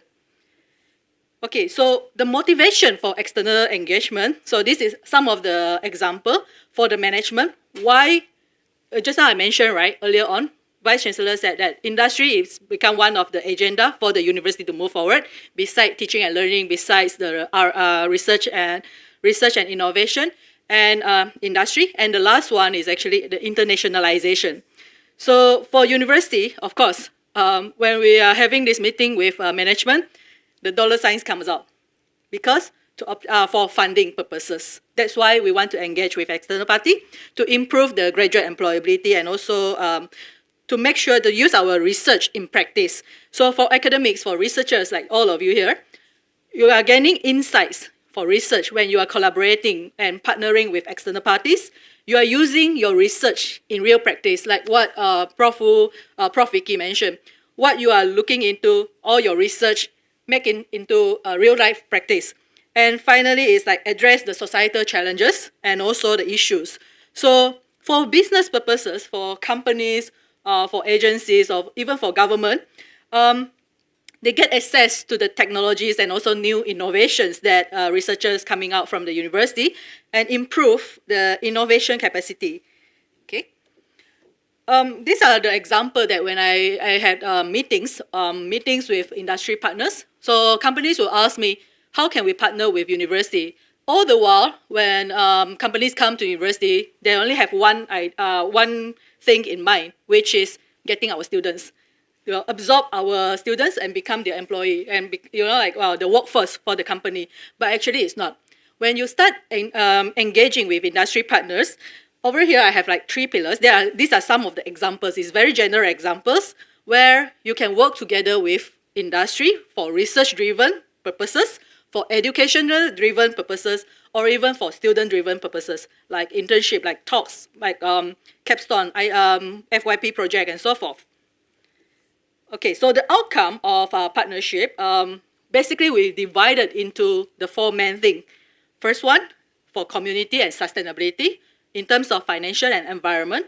Second one, just now I mentioned, for human capital and talent development. And then there is the research and development, commercialization, technology transfer. And finally, to provide this opportunity for our researchers, for our experts, to give consultations, advisory, and services. Okay, so I'll be going into strategic partnership later, because for the forum, we will have more things to talk about. I'll skip this. Okay, so what is partnership?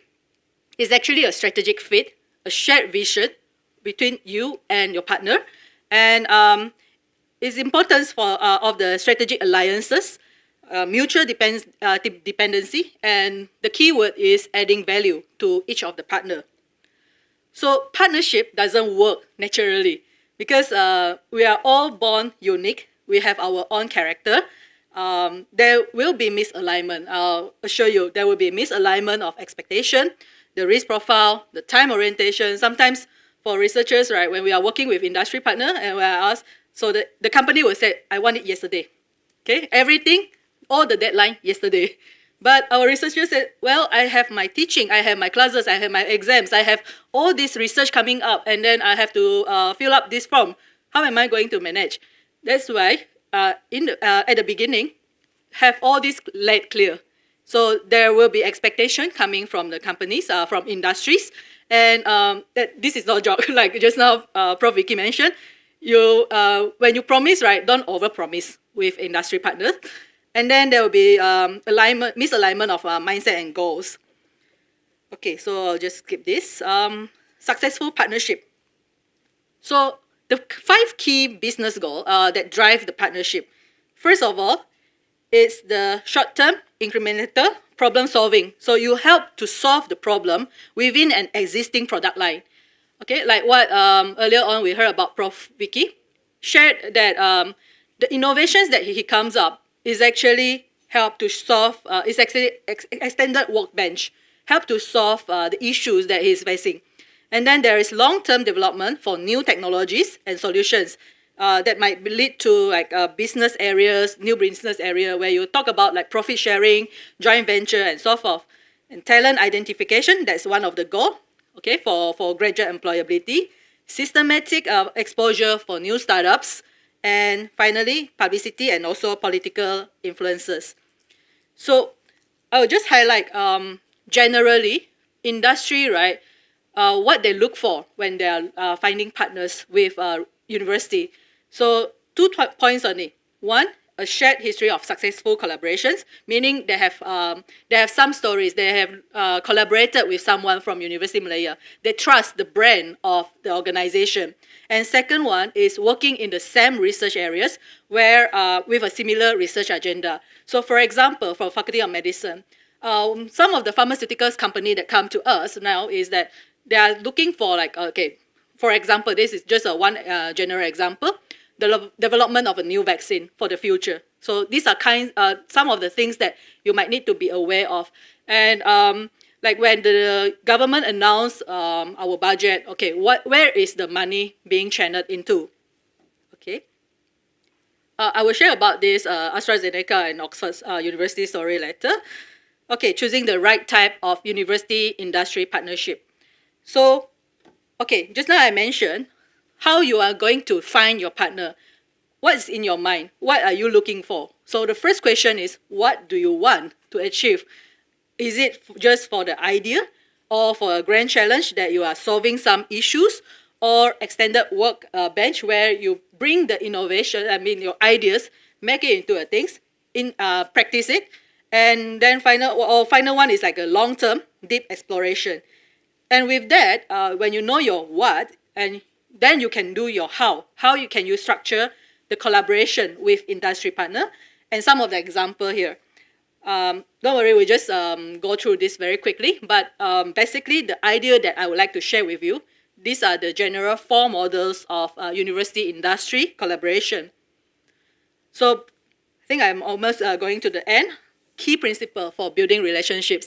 I always see myself, right, among the ed officers in the Deputy Vice Chancellor Development Portfolio. So I'm like the younger sister, but I'm also like the butterfly running around because ILO, Industry Liaison, what our task, our tour is, we're actually bringing in the industry partner for the university in different disciplines in different areas. So for example, some of the companies that we bring in, like, say for example, pharmaceutical, yes, it's very skewed towards medical, dentistry, pharmacy, but some other technological company also might be relevant to you because of when we talk about, say, look back at the MOSTI, when the 10-10 My STIE framework is being announced.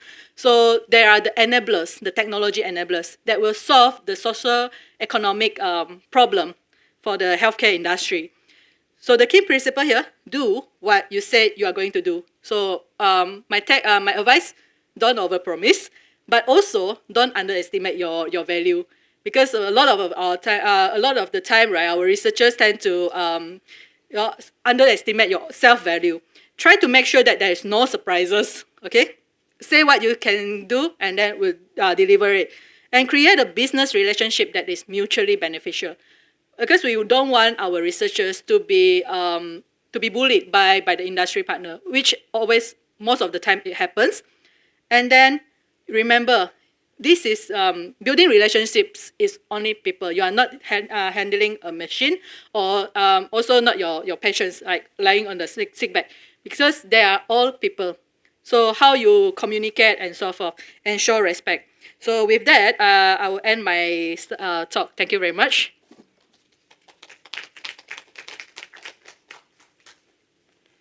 Thank you so much, Dr. Bong. I apologize that because we're running out of time, you had to go through that so quickly, but I do hope that it will be covered in the panel discussion. And I really like now that I can call you Dr. Butterfly.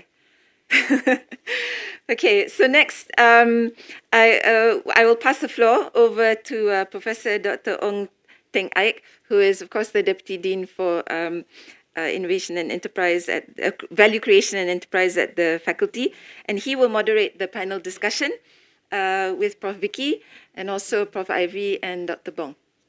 So if you'd like to come up on stage.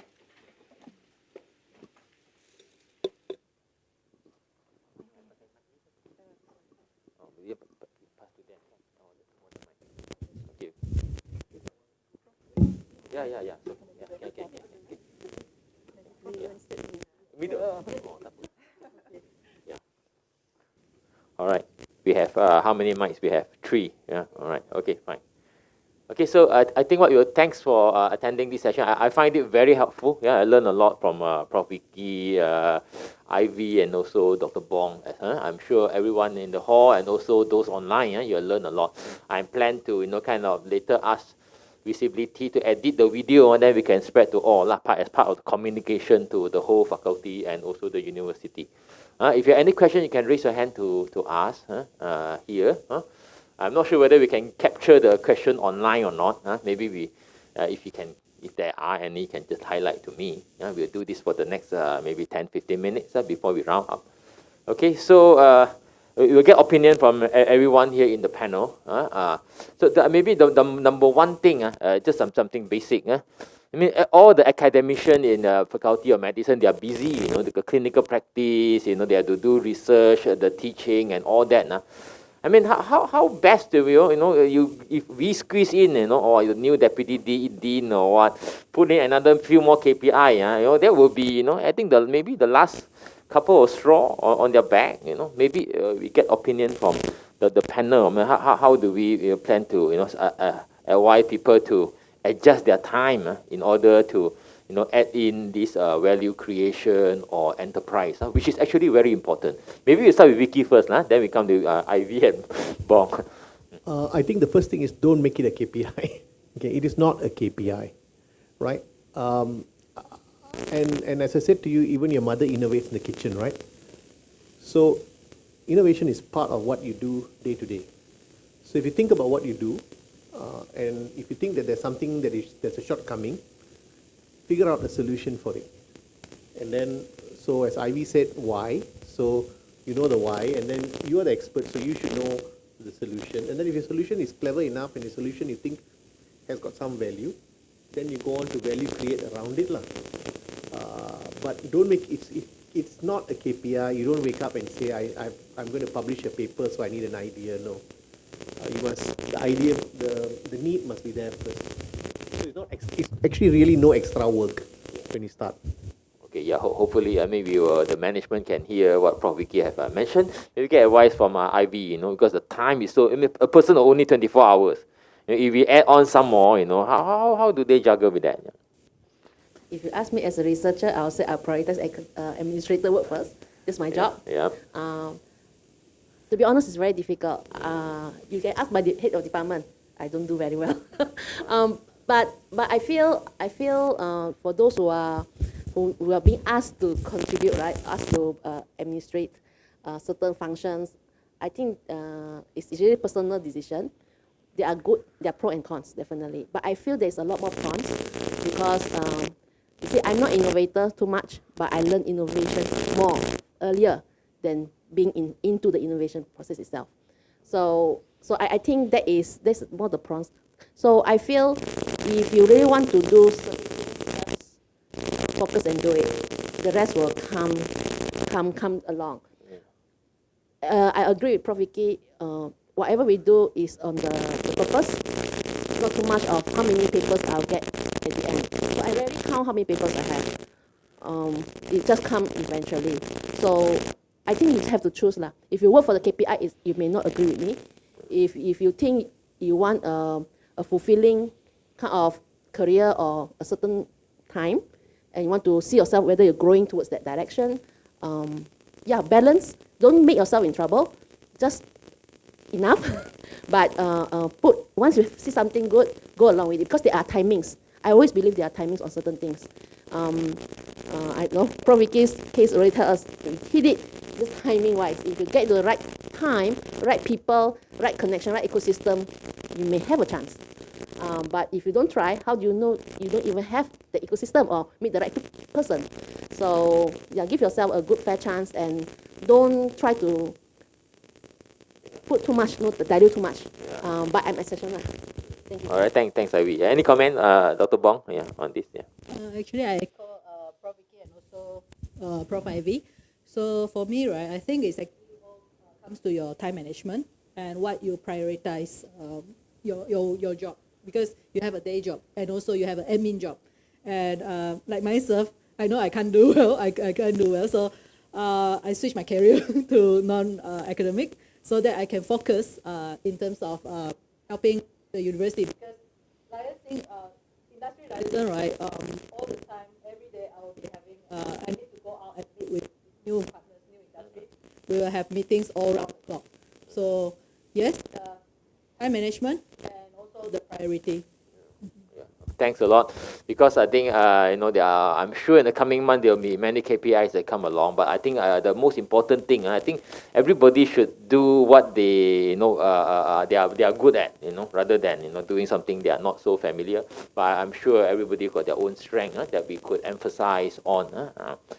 Okay, next one, I think practical, because we don't have much time here. Practical from the observation of three of you, so many years of experience and dealing with the innovation, the enterprise, yourself, and also you see in others. What is the single most, biggest obstacle that you think, biggest problem you see? Always this thing happen, and maybe can, offer a solution. We'll start maybe this other way around, yeah? Maybe Bong first, yeah. Biggest obstacle. Bigger just name one. One, we're dealing with industry is the misalignment of expectation, because most of the time, what I see is that researchers overpromise and then cannot deliver on time. So for that's why my advice is don't overpromise, but also don't undervalue yourself. So that misalignment with industry. Yeah. So it's important, yeah. So we talk to industry. There are many of them. In fact, Dr. Bong, you organized Meet the Industry a couple of weeks ago, of which I was involved in the Pullman Hotel. There are actually many industry who are interested to work with us. There are many of them. But of course, how the alignment and whether we are talking in the same vocab or same frequency, and that's very important. That's where Dr. Bong's team come to help facilitate that. All right, next one. Yeah, Ivy. Biggest obstacle you have seen in your career of 24 months? Yeah. I feel researchers are not agile enough, not agile in their expectation, the expectation of their product or the innovation, about expectation of from others, their partners, and so if they're not flexible enough, everything they feel is a barrier. So if they're flexible enough, I think they will see some silver lining no matter what happens. So I feel if you can improve a bit on that, I think the more doors will open for you. All right. Okay, so Ivy emphasized on ourselves, yeah, whether we are agile enough, flexible enough, whether our worldview is large enough, and then to adjust accordingly. Yeah, that's what you observe so far. That there's a lack of that, right? So something that we could improve upon. Yeah. Okay, Vicky, more than 20 years of experience in this. Yeah. I think the biggest issue is self-belief. I think when we start, especially until you get your first success, right? I see that most of us, because we are Asians, right? I think from the day you're born, you're said you're stupid, right? Don't ask stupid questions, right? So there's a self-belief issue. So the white man tells you that happens, then that's correct, right? And we are as clever as everybody else, and it can be done here. Yes, I also bitch that sometimes you need to be born in the correct country, right? But that's a different part of the game after that. But everybody, we all got ideas. A question is, do you believe in yourself and your idea good enough that you want to push it to the next level? All right. So Prof. Vicky emphasized on self-belief. Yeah. So of course, this is based on fact, based on what you have done, and also important that a summary from the three speaker here is the start with the problem first. It's the question of why. You know, there's this book, right? Simon Sinek who wrote about everything start with why. You know, why I do that? What's the problem? Then you start from there. And then these seniors are here to going to help us to develop that further on. Yeah. Okay. Any question for anyone? Yeah. You can raise your hand. Yeah. Come. Sharifah. Yeah. Yeah. Okay, Ivy. Yep.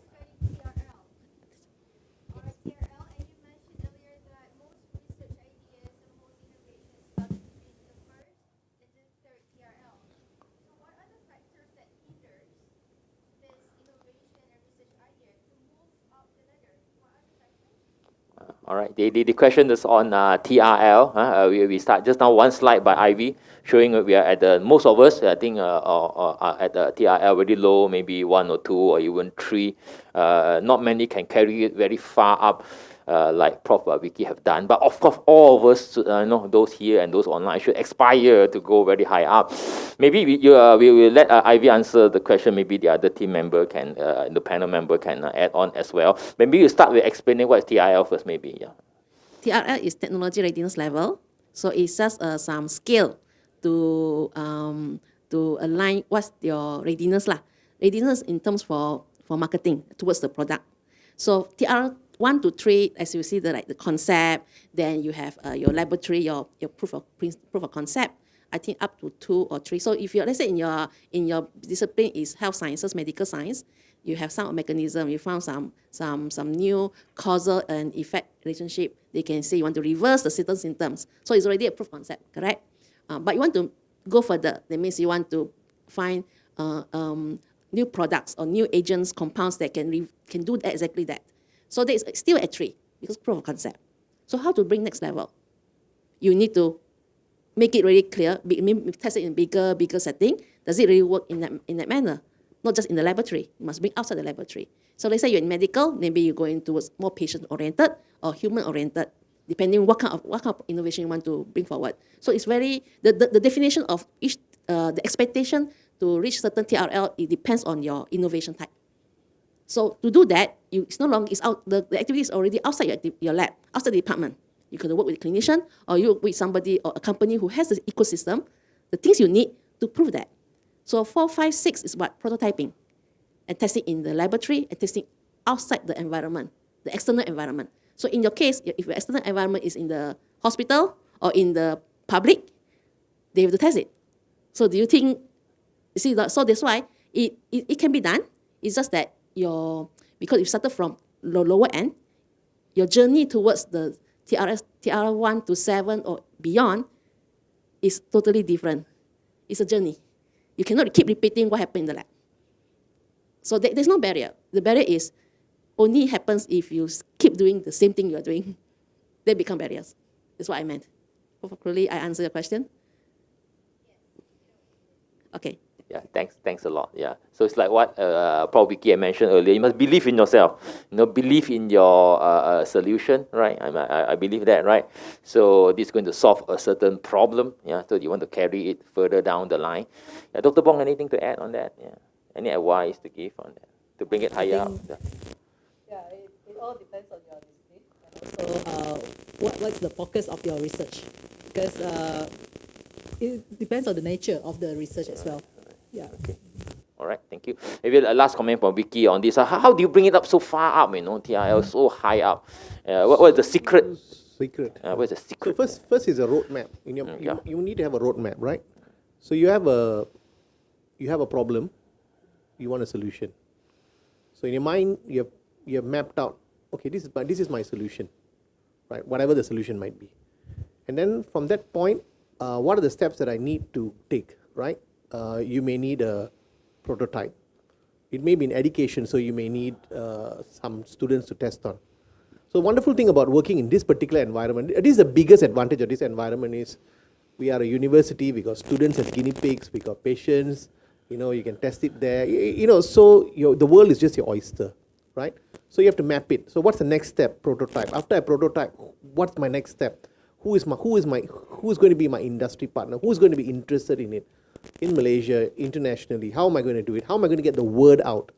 Do I publish it? So do I speak in which conference? No use speaking in some. So you need to select. So you need to plan that out. But most important, you need money. Okay.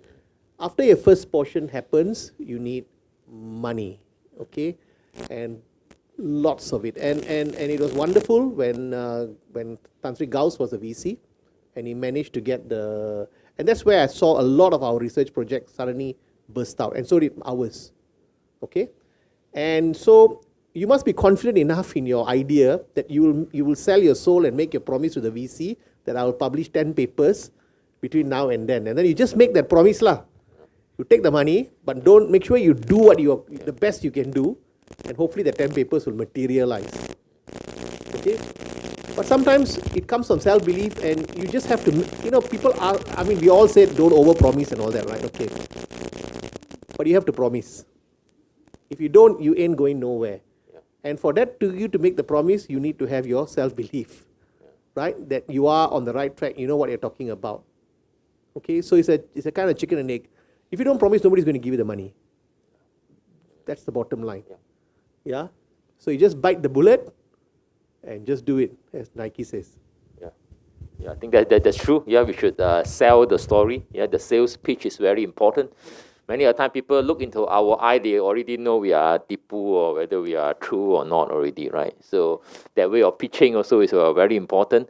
Yeah. All right. Any other question? Yeah. Yeah. Come. Yeah. You can have one more comment before we ask Dina to add on. Just one quick comment. You must always have that 5-minute elevator pitch, Okay? And you see when academics present, right? They waffle and they waffle. No, the lift elevator pitch, you must be able to do it in 5 minutes, your idea. Right? Don't do it at academic style, You don't have your students, luxury of your students to bore, for the next 1 hour. The guys you're going to be talking to, people are going to give you money. The Vice Chancellor is going to give you money. They got 5 minutes. Executive summary. You must be able to tell what you want to do, where it's going to go, what's going to do, and what's going to bring back. Sell your soul if necessary. Yeah?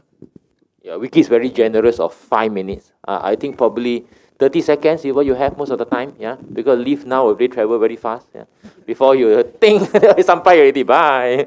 So 30 seconds, so we must make our pitch as concise and as interesting as possible. All right, okay, Astina. Hi. So just sort of referring to our logo this year, there are 4 pieces, and I think that we've been talking quite a lot about the academic and the industry and the innovation, but I just sort of want to put on the community hat on for my next question, and because I think there are a lot of sort of experts who are non-academic within the community, and whether or not there are any opportunities or initiatives that we can, support them better.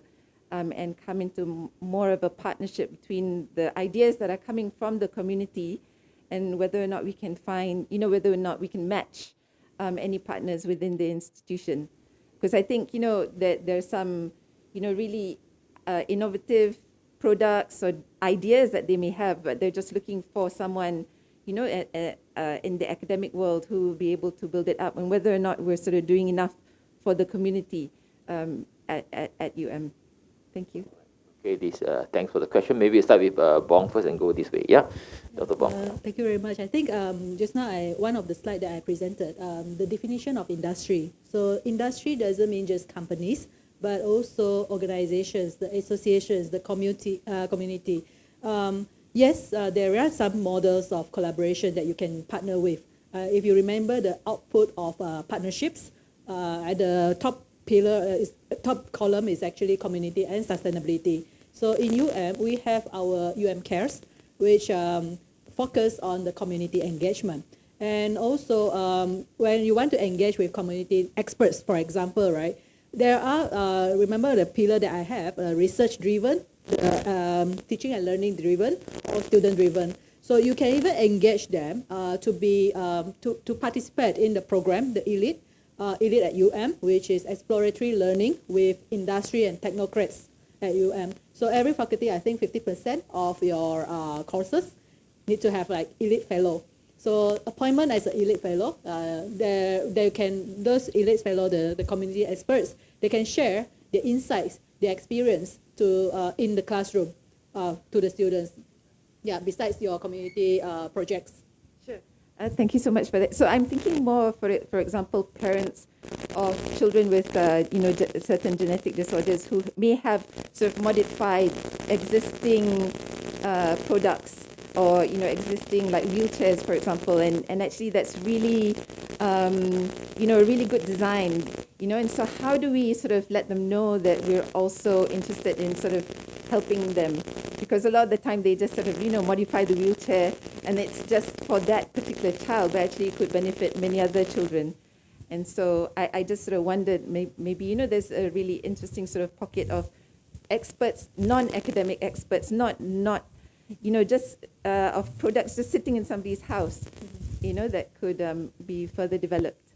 So in industry, right, in corporates, most of the large corporations, they have one pillar of CSR, where it's their community and the corporate responsible CSR responsibility. Yeah. So these CSR pillars enables the corporates to put aside some funding, and the welfare of community, like the B40, the underprivileged, is always one of the pillars. So yes, there is opportunity to pitch, but I think you have to be targeted to certain industry, to certain corporates.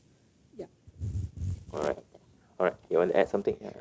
If I want to add, so I think the first point is to find a point of contact at university, because it's easier to bring it in as a university agenda, academic co-lead, to bring it even further with industry and whatnot. I think with the Unislayer brand, you can do further.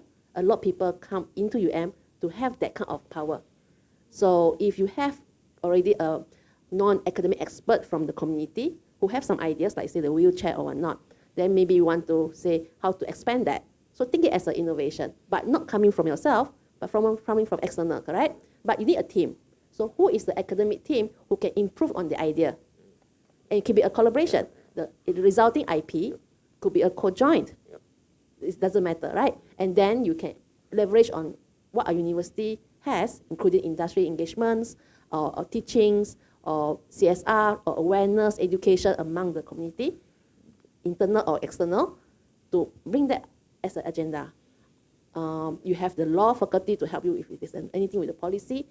A lot of things can be done. I think this is where the pot is here. UM is a multi-purpose pot, depending how you want to find partners and drive your agenda. So my first advice would be, make it into an academic agenda, which I think can be easily done. All right. Okay, thanks, Ivy. Very sound advice. Vicky, anything to add on that? I'm not sure. That's my first statement to make. Yeah.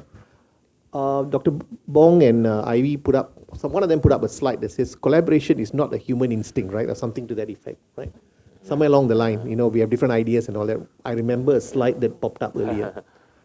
I'm not sure about within the university as such a big ecosystem, but we all read things in the newspaper, right? We see ideas that come up. And if it's an idea, I think if it's as a human being, if it's an idea that's interesting to me in something that I do, that actually really is nothing to stop us from actually contacting them directly. That's the easiest thing to do, right? Without getting administration and everybody involved, right? And then from there, and we have done this a couple of times, right? So it comes out in the newspaper, there's usually a contact number, so-and-so has done this. So it's just to reach out to them and say, look, can we help? Or can we work together, right? I remember reading somewhere once that there was a teacher in an estate who was who was a computer something or another, and she was running classes somewhere up north somewhere. And it was very interesting what she was doing for her students. So we are in positions of influence. So you call up a few of your other friends and say, hey, you want to go and see this person and see whether this is interesting or exciting or whatever. And then from there, you go on. And as long as it's in your sphere of your interest, you can absorb them in, and then from there, you can collaborate. All right. Yep. Thanks a lot. Jasmine, last question before I round up, and a comment before I round up. I actually have a question for Prof. Vicky. So if you are given a second chance, how would you have done it differently? All right. Second chance. Okay. Yeah. Maybe with a younger self, or you are born in the He's UK still quite young. with He's better still young. ecosystems. Yeah. I suspect no differently. But maybe I would have been more open to taking my ideas abroad. Okay. I think that's probably what I would have done. Yep, great. Just sound advice. Of course, you choose, like Vicky in your slide, choose the correct partner. A lot you must able to numerous interactions to see who is trustworthy, who are the con men, we will know. A lot of what you do is going to be based on trust and trust alone. Yes. And you will make mistakes from time to time. Yep. And so get engaged. There are internationalization unit there. To help us network, to talk to people, and that's very important to establish the connection. Yeah. So with that, we'd like to thank our panelists for a wonderful 2-hour session here. I'm sure everybody has learned plenty from them. Thank you very much.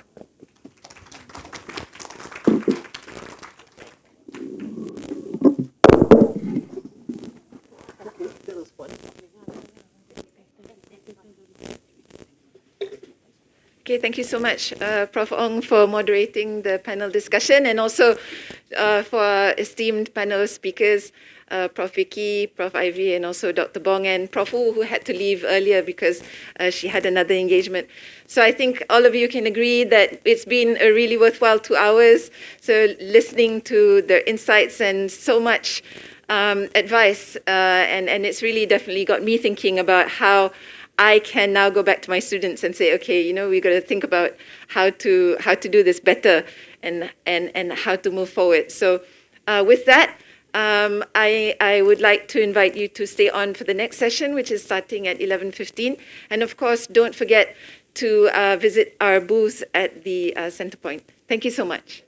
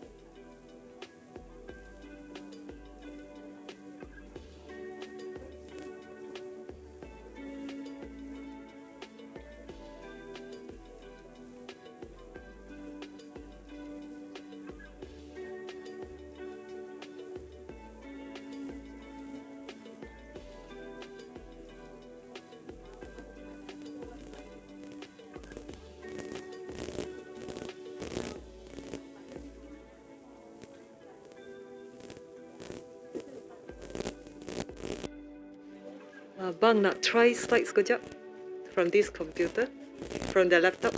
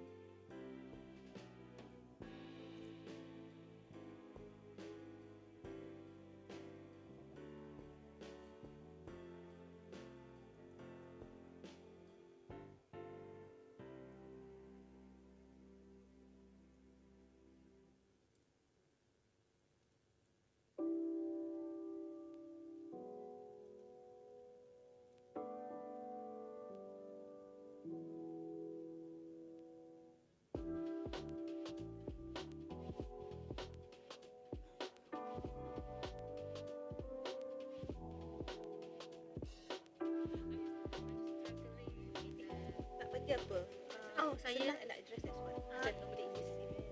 Saya actually Nak panggil doktor ke Prof Wong, Prof Wong. Okay. Normal name lah yang orang kenal kan. Prof Wong. Memang macam tu. Alah, jadi yang ada 200 staff. So kita ada 45 people. So it's not even 3%. It's still small.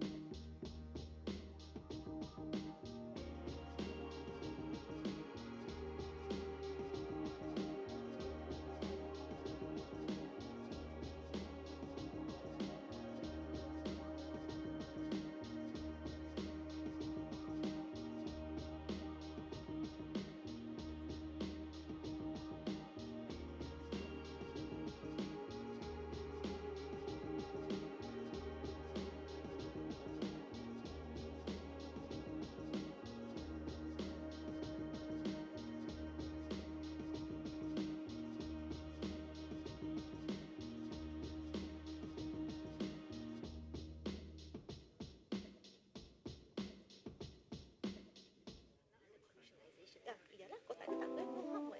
That is you have to document. Then also they don't want to sign. How do you know what sign? Okay, one thing. But if you find out, you can sue. 1 million, 2 million, usually if you have to start a service. big academic mana ada duit to go and sue people. Boleh. Should. Kita kat UTM pun sue Okay biasa. lah, betul lah. My principal tak salah lah. Sometimes we all have the same thinking.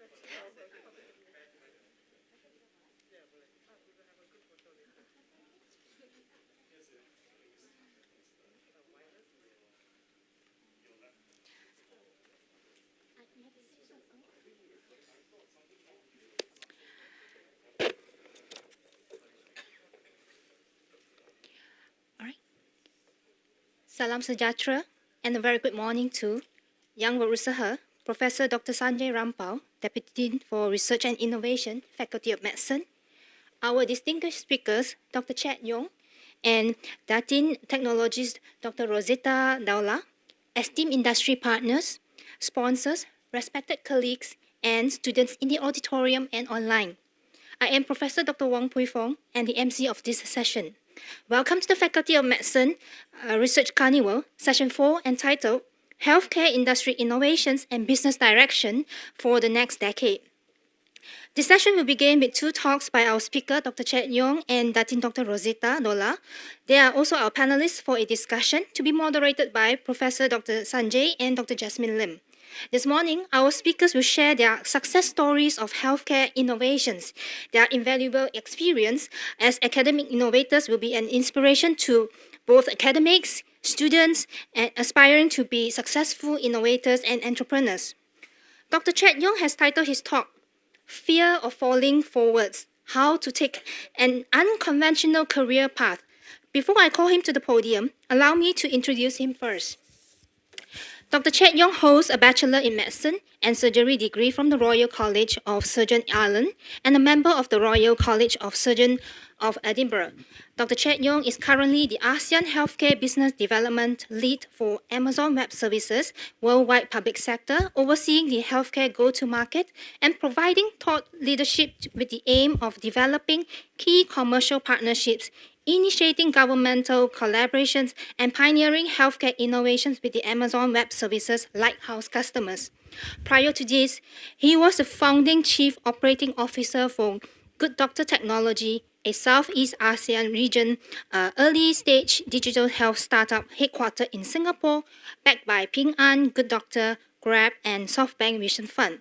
Other career experiences in Dr. Chet's career journey include being Chief Innovation Officer for Ananda Development, a Bangkok-based real estate developer, Vice President at health provider group Parkway Pantai, where he was the CEO of the Singapore Parkway Laboratory Business, Director of Life Science and Healthcare with Deloitte Southeast Asia, 24-hour emergency department head and senior manager at Raffles Medical Group, specialist surgical trainee in orthopedics with the Singapore National University Hospital.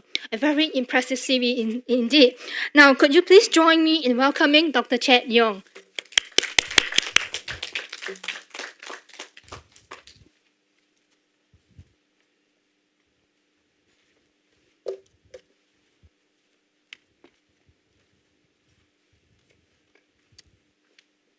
Okay.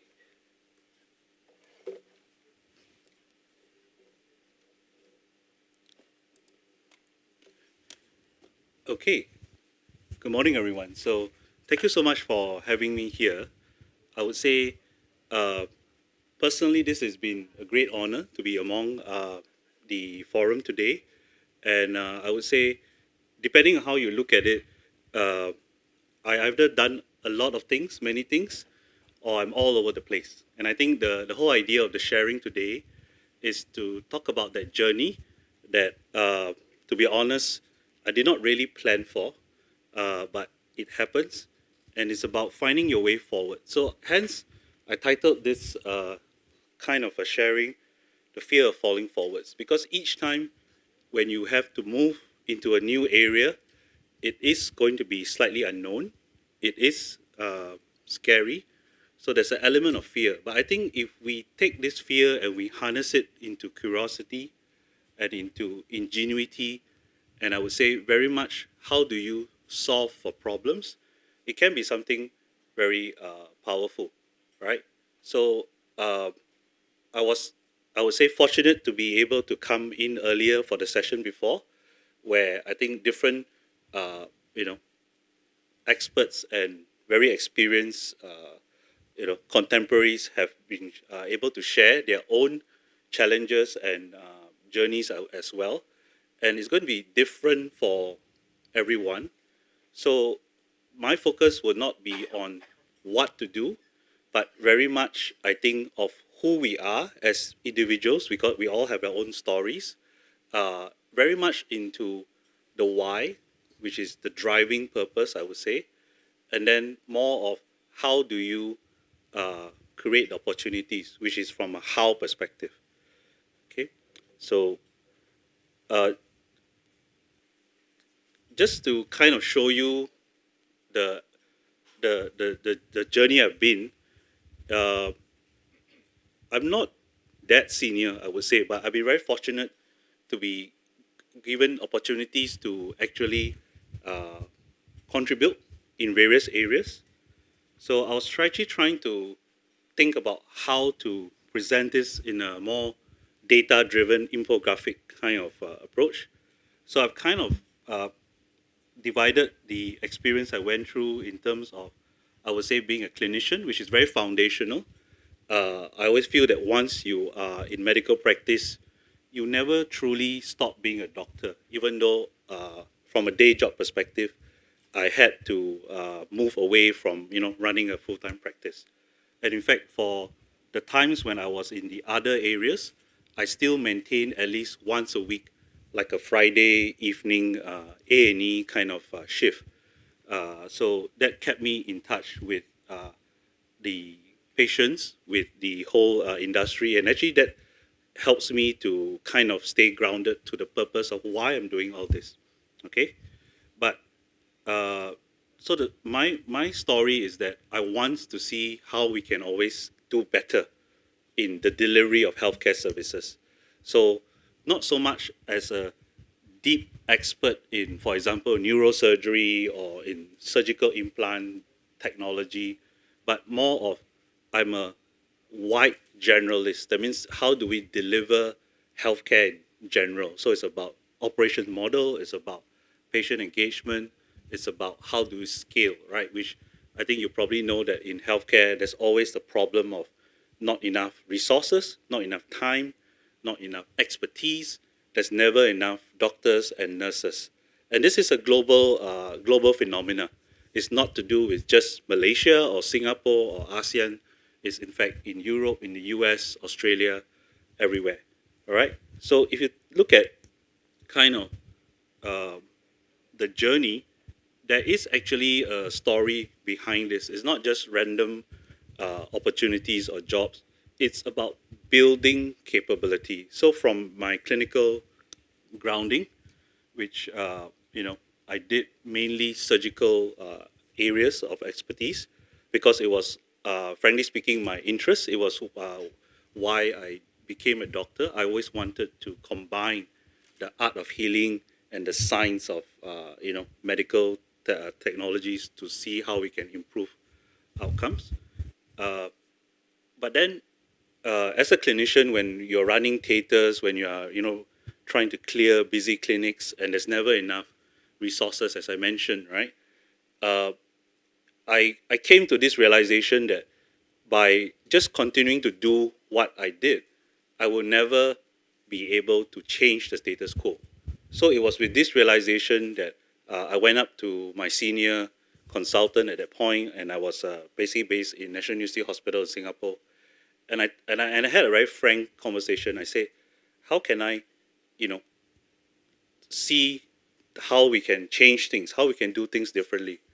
And I think very frankly, the feedback I got was, as long as you continue to be busy running clinics and to be trying to clear the trauma lists in theater, you will never have enough time, right? So it's a bit about also knowing the limits of your capability, because all of us being humans, we only have 24 hours a day, right? We have still not managed to discover ability to either duplicate or to time travel, right? So I had to make a hard decision, right? To come to the fact that if I want to do something and everyone else was too busy to do it, you got to do it yourself. So for me, that actually kicked off my journey. So I quickly tried to look for a way forward, right? So in a sense, a lot of times I always start my journey without actually knowing what to do. And this situation of ambiguity is something that I learned to be relatively good at. And I was very inspired by a very simple quote by Richard Branson, who is the founder of Virgin. So he has done many things in his career, and his businesses are all over the place. But there's one line that he says that I like. He says that if you're given an opportunity to do something even though you don't know how to do it, just say yes and then figure it out along the way. So I kind of live my life based on this mantra. It sounds a bit careless, but I will guarantee you that with my training as a doctor,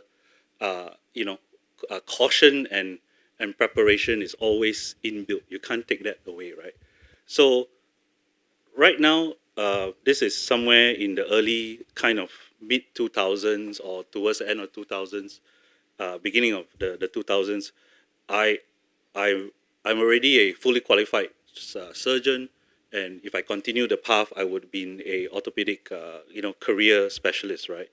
So I said, okay, now if I want to do transformation, if I want to bring technology into healthcare, how do I do that, right? So I need to kind of find my way across this map. If you look at this as a map, from the clinical side, I need to figure out how to speak to our healthcare managers, right? People who run hospitals, people who write policies, people who create the way we deliver healthcare, basically. So there's no other better way than to become one of them. So I kind of looked for opportunity, got involved in the management track, and to actually, I would say, earn the badge to say that, okay, I've run businesses before, I've carried P&Ls, and I understand the needs of the management side versus the clinicians. So that way it gives me a certain credibility, right? So credibility is also very important when you're trying to do something different, when you're trying to change the status quo, and when you're trying to influence the industry. Because if not, people will say that you only have a single point of view, right? You're either just looking at it from a researcher's point of view, or you're looking from it from a clinician's point of view. So I had to always be very practical. And for me, I was also told that I could consider doing a MBA, which is a Masters of Business Administration. And that's one way of transitioning your career from a clinician or researcher into the commercial world or in the operations. But I decided that that would have taken up time, and I didn't have much time, right, as you can see. So I kind of used my career transitions as my real world MBA. So I tried to kind of hack my career in a sense. So I took up a job in consulting. So consulting is a great type of career where you want to go really wide and really broad very quickly, but you will not be as deep as, let's say, for example, when you're in clinical career or research, right? But for me is I needed to know just enough about everything in healthcare for me to be able to have meaningful conversations, for me to understand all the different stakeholders. And healthcare is that it has multiple stakeholders. It's an industry where there are probably about 7 different stakeholders, right? Policymaker, payer, third-party administrators, providers, producers, distributors, manufacturing, pharmacies, things like that. So it's about 7 different stakeholders. And consulting gave me this opportunity to actually work with every one of this from a representative perspective. And I got to cover the ASEAN region. So no longer I'm just a Malaysian or Singaporean expert, but I became someone who could say that, yeah, I've dealt with problems and I've recommended solutions, or in fact, I've run businesses throughout the ASEAN region. So that kind of gave me a career where initially it was very I-shaped. I means you go deep. I started to get the line across. So it became to look like a T. And this is important if you want to do transformation. So a lot of transformation people are T-shaped career people, but we have to work with I-shaped specialists when required, right? So for example, if we're dealing with a very complex, let's say, neuro-surgical situation, we will work with, for example, Prof. Vicky as a partner and collaborator. So if you recall the jigsaw logo, right, of the event, you can see that it's a combination of different components. So in reality, no one can really do it alone. That is from my point of view. And building that community, building the ecosystem, it's very important. I mean, I currently have a role with AWS, which is Amazon Web Services. It's a cloud computing company In fact, it is the pioneer. It created the whole industry in 2006. So after 16 years, it's still about 40% of market share. And it basically drives all digital capabilities. So today, when you go online to shop, when you use Lazada, Shopee, when you go back and you sit back and, Netflix and chill, or your Disney Plus, all those businesses actually run on cloud. And the two streaming companies that I mentioned, which is Netflix and Disney Plus, they run on AWS. So basically, we actually enable their business, right? And so on and so forth. So cloud computing is basically all the digital capability you have today. And even that, we don't do it alone. We have to work with other partners, other providers. We work with a whole bunch of ecosystems. And in fact, even with competitors, we have to work with each other, because no one can innovate, no one can change the world alone. So that's something that personally I like to share. It's about how do you plug yourself in. So going back to, again, this diagram that you see, the wider my map means, it doesn't mean that I'm getting smarter or I'm getting more influential. What it means is I know people in all these areas that I can ask for help. I can ask for favors, I can work together, I can create partnerships. And that's actually how you get things done. In today's world, this is the power of the ecosystem and collaboration. Okay, so this is basically a photo that I got from the internet. And I think it was a social media trend at one point for a lot of these people to do crazy stuff like climb really high and take these photos. But it's just to convey you this feeling, right? So personally, I'm afraid of heights. You put me in that situation, it's going to be very scary. But this is something that I put myself through almost quite regularly. Definitely when I enter from one field to another, no matter how related or how prepared, it feels like this, right? It's super exciting. If you look at, the picture, the possibilities of what lies ahead is really cool. I mean, it's really, really cool to be in this position. But at the same time, there's fear. And you have to acknowledge this fear. And how you react, how you convert this energy into how you can be successful, it's basically going to be very key, right? Now, in a lot of situations, a lot of people are paralyzed when it comes to this sort of situation. And it's also the reason why people sometimes don't take opportunities when it's presented to them, okay? So in today's world, timing is very important, right? So sometimes opportunity emerges. It could be a conversation that you had when you went to a conference, or it could be you were working with, let's say, a partner, and then suddenly a partner says, hey, will you be interested to explore something, a bit further? So these opportunities are like little windows that will open up, right? It's like, imagine this scene, like opportunity is somewhere down there, right? Or it could be through one of the windows in those buildings, right? So the question is, how do you know when to jump? Or do you even consider jumping, right? Do you say, nah, I'm going to stay at least safe enough on my ledge, right? So this is kind of, in the next kind of few minutes, I'll be sharing with you how I deal with situations like this, because this is your current day world, right? I like this chap. So I came across him recently. His name is Johnny Kim. Now, he's got a very interesting backstory. And to be honest, it's not always good, right? So you see him, he's kind of like over-accomplished Asian American, quite typical, right? Navy SEAL, medical doctor, and now he's part of the astronaut program. And he could possibly be the next crew that will be going back to the moon, right? After the Neil Armstrong Apollo missions, now they're looking at Artemis, right? So what I learned about Johnny, and because I was very interested to also know his story, right? What drives him? I mean, you look at him, right? He's literally in the line of fire and he's at the front lines all the time. And actually, his purpose, the reason why he gets up in the morning is to protect, right? And not just from a patriotic, American kind of, he's like all American Johnny, right? Navy SEAL medical doctor, which is he's an emergency physician, by the way, and astronaut, is that he comes from a kind of a abusive background. So he's got a dark past and he survived. So to him, the ability to protect the people he loves is very important. Okay? Now, the inspirational part of Johnny is one thing, but the second thing I noticed about Johnny is you notice he's a deep specialist in every of his professions, right? You don't just become half a Navy SEAL, right? You probably be dead, right? You got to be really good at it. And there's an extreme selection process, right?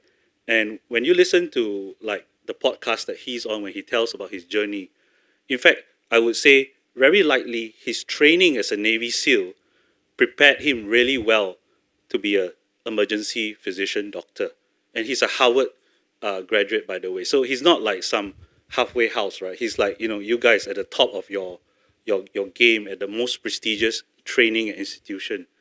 And after that, you can see because of his previous two experiences, probably his work ethic, his intellectual rigor, he was selected to be part of the NASA astronaut program. And again, it's not easy, right? Now, you would think that he got through by his own merits, and that is not untrue. He is a very capable person, right? And then, of course, you can say, well, he got all this opportunity because he's an American, to Professor Vicky's point, right? Sometimes being born in the right country is important. I mean, the fact that the NASA program is only more or less open to Americans, right? But also at the same time, I would say that for him, it's about always staying true to his purpose. And he's not changed his purpose. He feels that from a SEAL to a doctor to astronaut, he is doing his duty to protect his country, his family, and the people that he cares about. So if you ask me, going back to the decisions we make in life on a personal level, yes, we want to bring innovation to commercialization. Frankly speaking, we want to earn money, we want to earn personal fame or reputation. But I would say that for those who do not have that true why, right? So this is coming back to what I said. This is about the why. Why are you doing things? Why did you go to medical school? Why do you leave medical school to do something else? Why did you stop being a clinician? Why did you start being a researcher? There's always an individual why. And I believe that we cannot deny this why, right? Because, like I said, opportunities sometimes come serendipitously. That means 10 years ago, if you asked me, would I be standing here talking to you about what I did? The answer is, I don't know, because I wouldn't know whether I'll be with AWS or would I be a specialist orthopedic surgeon or would I be something else, right? But to me, when I think about what has happened to my own journey, the why still stays the same. I still want to see how we can deliver healthcare better, more efficiently, and how we can get better patient outcomes. So kind of similar between Johnny and myself is, I think we agree that there is a strong purpose that underlines what we want to do. Okay, so this is the first point. Always establish your why, right? Okay, no matter what you do, usually the why doesn't change, and that's basically how we go forward. Okay, so this is the takeaway here. Ask yourself, what is your why? What is your purpose? And I'm not saying you're supposed to just forever stick with this why, but make sure it's always your North Star, however you interpret it. Now, the second thing is we are talking in the context on research, right? And I think there have been great scientists that we know throughout the era. So Newton is one of them. And I like this quote from him. He said, "If I've seen further than others, it is by standing on the shoulders of giants." So what it means is, in your career, in your profession, in your mission, it's always about building on from someone else's effort. Because this is the only way you can kind of catch up, or you can make the full use of your time. Like I said, we all have limited time. We don't have 300 years to achieve what we want to do, right? But we can stand on the shoulders of efforts of 3,000 years. Okay? So the story with Newton actually starts way back. So if we look at these are the, some people refer to them as the Greek philosophers, but to me, they are the great teachers of our time, right? And they've established the foundation of scientific knowledge and research.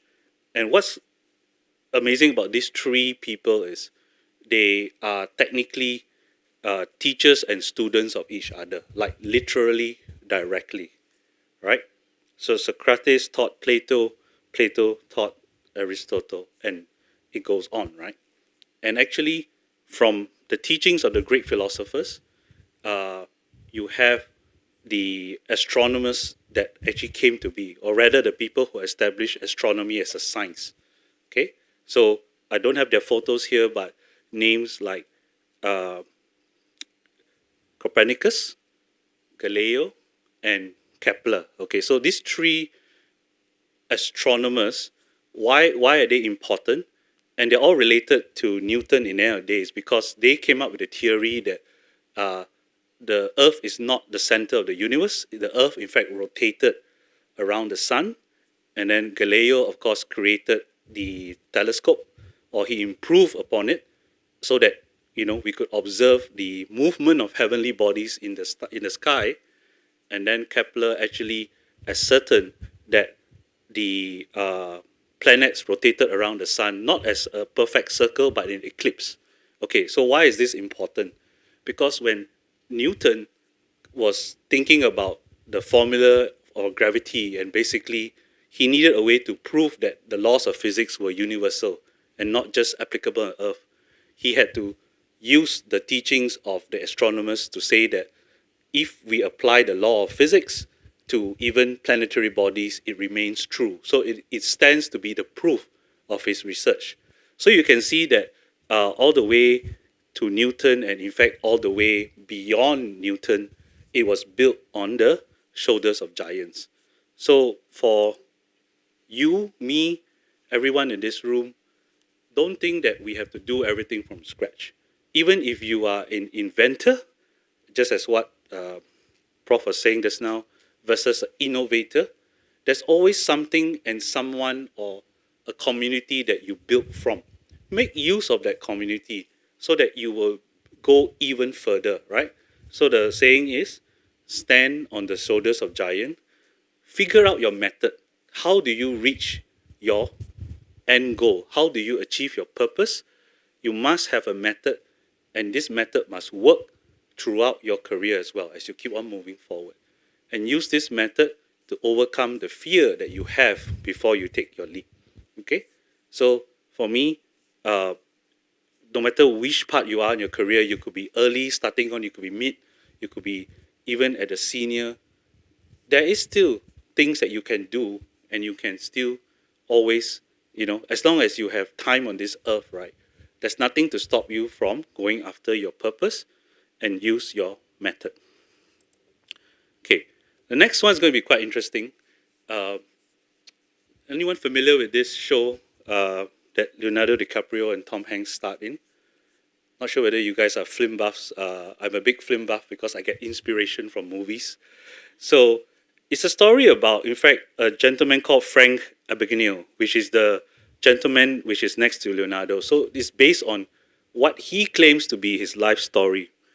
And in his kind of autobiography, he's been a doctor, a lawyer, he's even been a pilot of a Pan Am aircraft, which was airlines, which is, the heydays, it was like the leading airline. And kind of like the so-called the negative part about this is he used deception to actually achieve whatever he wanted to do. Okay, now don't get me wrong. I'm not saying that we should go out there and achieve things in a not sincere way, but there is a slight acknowledgement to say that this gentleman was good at what he at what he did, right?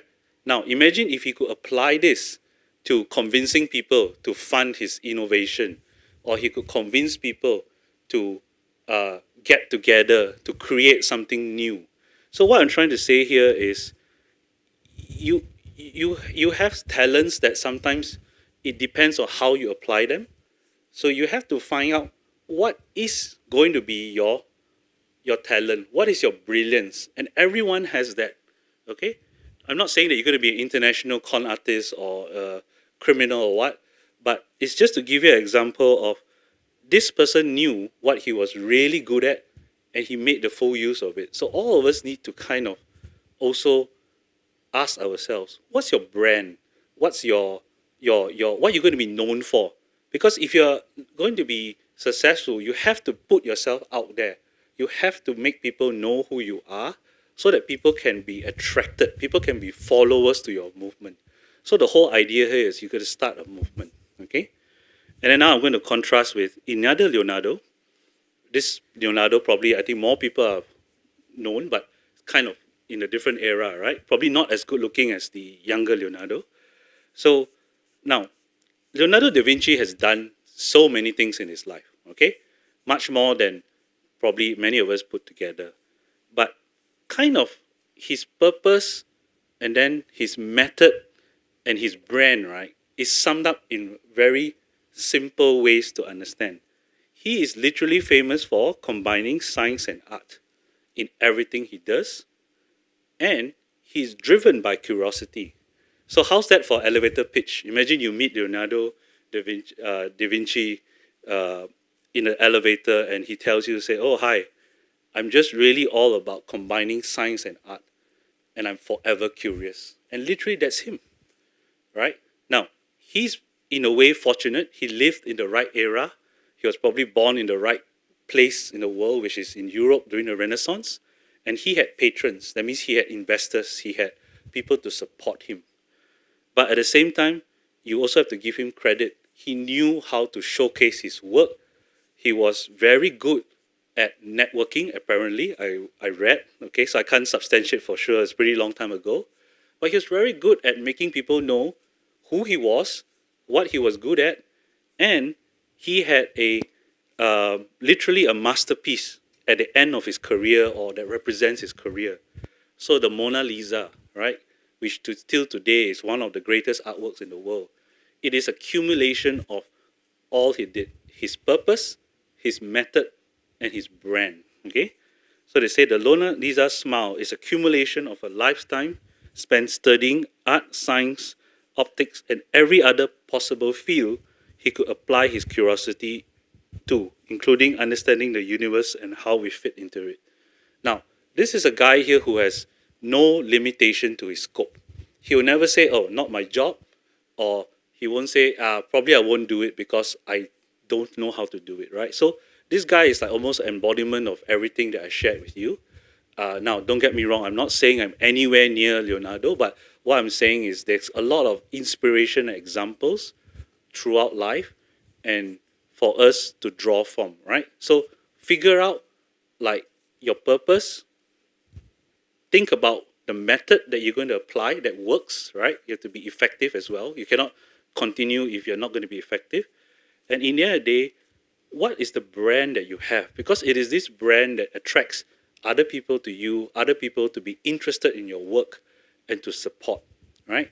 And I say all this not trying to put any less importance in due diligence and very hard work and proper technical know-how, right? This is on top of what is already given, right? So this is just the icing on the cake, but it works, okay? So that's the brand. I think I'll kind of move towards wrapping up. So I just want to share you this experience, and this one to me is all about whatever you do in life, right? Always think about how you're going to benefit from it, no matter how frivolous or how distracting or how unimportant you think it is, okay? So this is the Karawau Suspension Bridge. It is in Queenstown, New Zealand. Now, it is about 140 feet above the river. It is the actual birthplace of bungee jumping, okay? So I had the chance to go there in 2011 to do bungee jump. And I don't know why, to be honest. You ask me, should I do it again? Answer is no. All right? I was crazy, but rest assure you, I wasn't smoking anything. I did not have any alcohol. It was just probably the happiness of being on holiday, and it was a very beautiful place, right? So the idea here is that kind of when I was in fact thinking of what to share to you today, somehow I remembered this experience. Because when you are there on the bridge, it is scary. No one in their right mind would say, I'm going to throw myself off the bridge. And the scene is that, right? It's like you're looking down the water.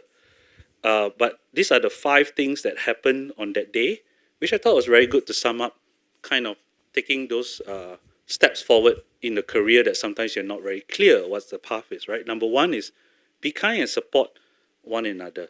Find people in similar circumstances who are also considering maybe making career shifts or taking on something new. I think that is a very important thing.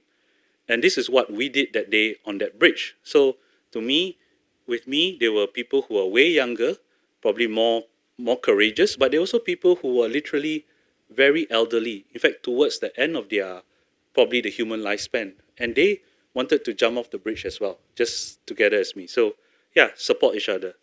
Number 2, sometimes you have to trust the process, right? I know we're all very careful. We're probably medically trained. We are taught to be paranoid sometimes.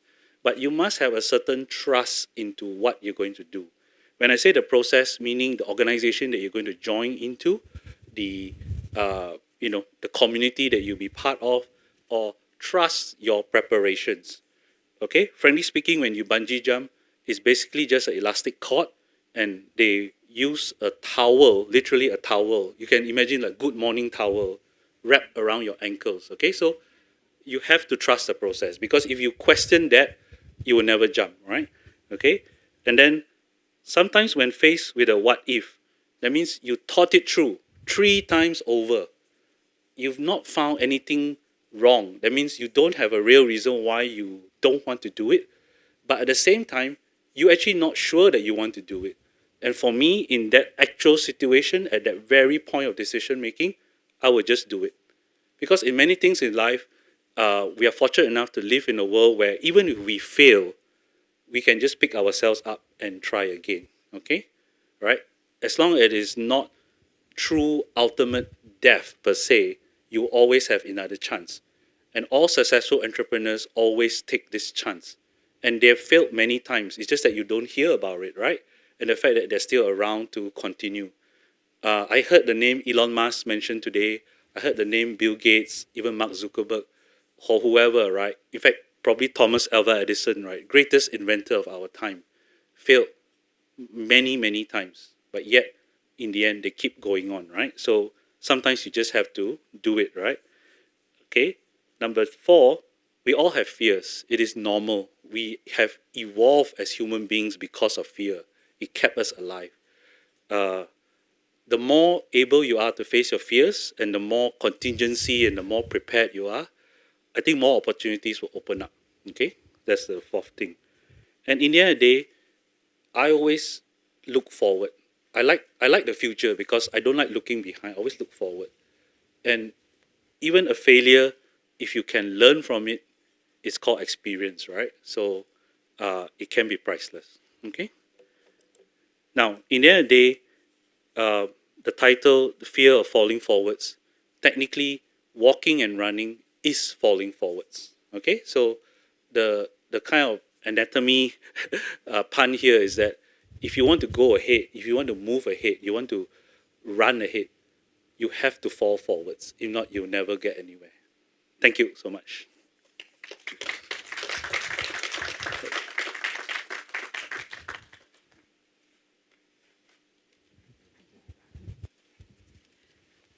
All right. Thank you, Dr. Chet Yong, for sharing your unconventional career path and still be able to deliver excellent healthcare. So it was really an inspiring talk. So there you have it, audience, students, fellow colleagues, face your fears and just do it. All right. I'm talking to myself. Right. Okay. Our next speaker is technology studying Dr. Rosita Dola, and the title of the talk is From Zero to Hero: Making Money from Waste. Dr. Rosita Dola completed a PhD in Meiji University, Japan, and her postdoctoral at MIT Cambridge, USA, with expertise in biomass, renewable energy, and low carbon emission for climate change mitigation. She is the Managing Director of Naglas Industries Sdn Bhd, a Unicity Technology Malaysia spin-off company for her nanotechnology research commercialization. She received JICA Ninja Accelerator Fund in 2021, a 9-week global startup accelerator by JICA Japan with McKinsey and Company, and mentored by Takasuku Kobayashi, the CEO of Daytech Inc. Japan. Naglas is selected among 15 startups, 3 from each country, namely Malaysia, Indonesia, Bangladesh, Thailand, and the Philippines.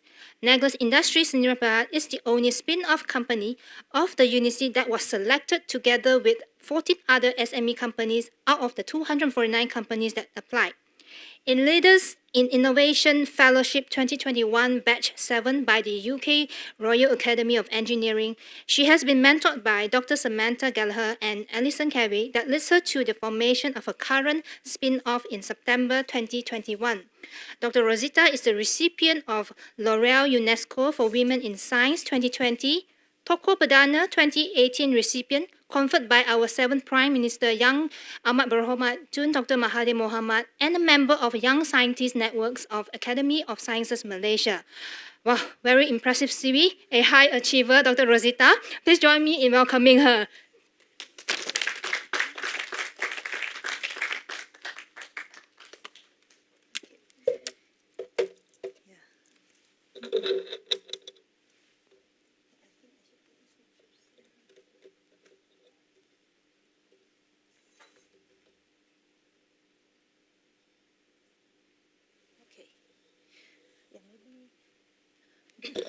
Yeah.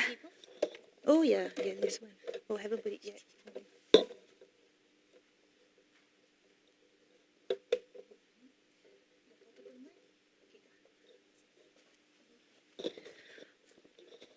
Oh, okay.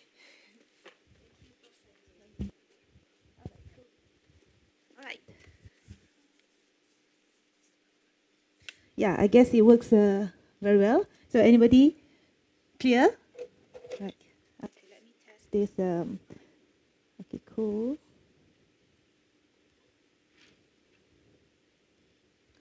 Cool. Okay, worked perfectly. So thank you very much. As you can see, the colors of my blazer today is very cheerier because I don't know. I just like cheerier colors. You know, because it's something that can energize your life.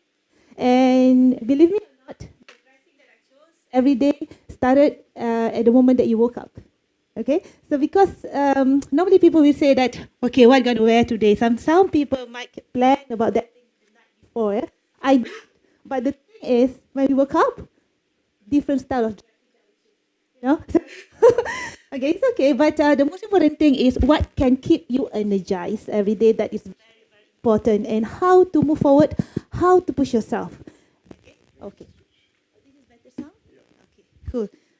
Is that better? Okay, right. So today, when I was invited by Dr. Jasmine, Prof. Bong, Prof. Wong, okay, the committee of Research Carnival, I was like, okay, what is the best title for me to present? Because I really want to have an active engagement with the audience, and I want you to feel my experience, to hands-on the real life of making money, the technopreneurship, okay, out of the technology, of the science, the background that we have. Because please remember that we are different. We are different than the businessmen out there. We are different than the entrepreneurs out there. Why? Because the research, the innovation, the innovators, the brand, everything is we, ourselves. So how we can make money or monetize the research, how we make use of all the knowledge that we have for the betterment of the society and so forth. Because remember, we always heard about the quintuple helix, right? So we have to do good things to the society, community, with our background as the academicians, and get engaged with the governments, the industry, the academicians and whatnot, IPTA, IPTS, and all the networking stuff that we have. Whether you like it or not, we have to do it. Yeah, because quintuple helix, that is the meaning of quintuple, the holistic engagement that we have to do. And that is actually really keeps you thinking that, we have to have something. We cannot take a supplement or just a normal medicine to keep us, to make us very energetic on that day. But this is something about something inner, yeah? Something inside you that what makes you, what push you to do the things that beyond your capability, right? Okay, so my talk today is more or less that will give you some motivations. Okay, by looking at the title, I think I give you a motivation already. Making money from waste.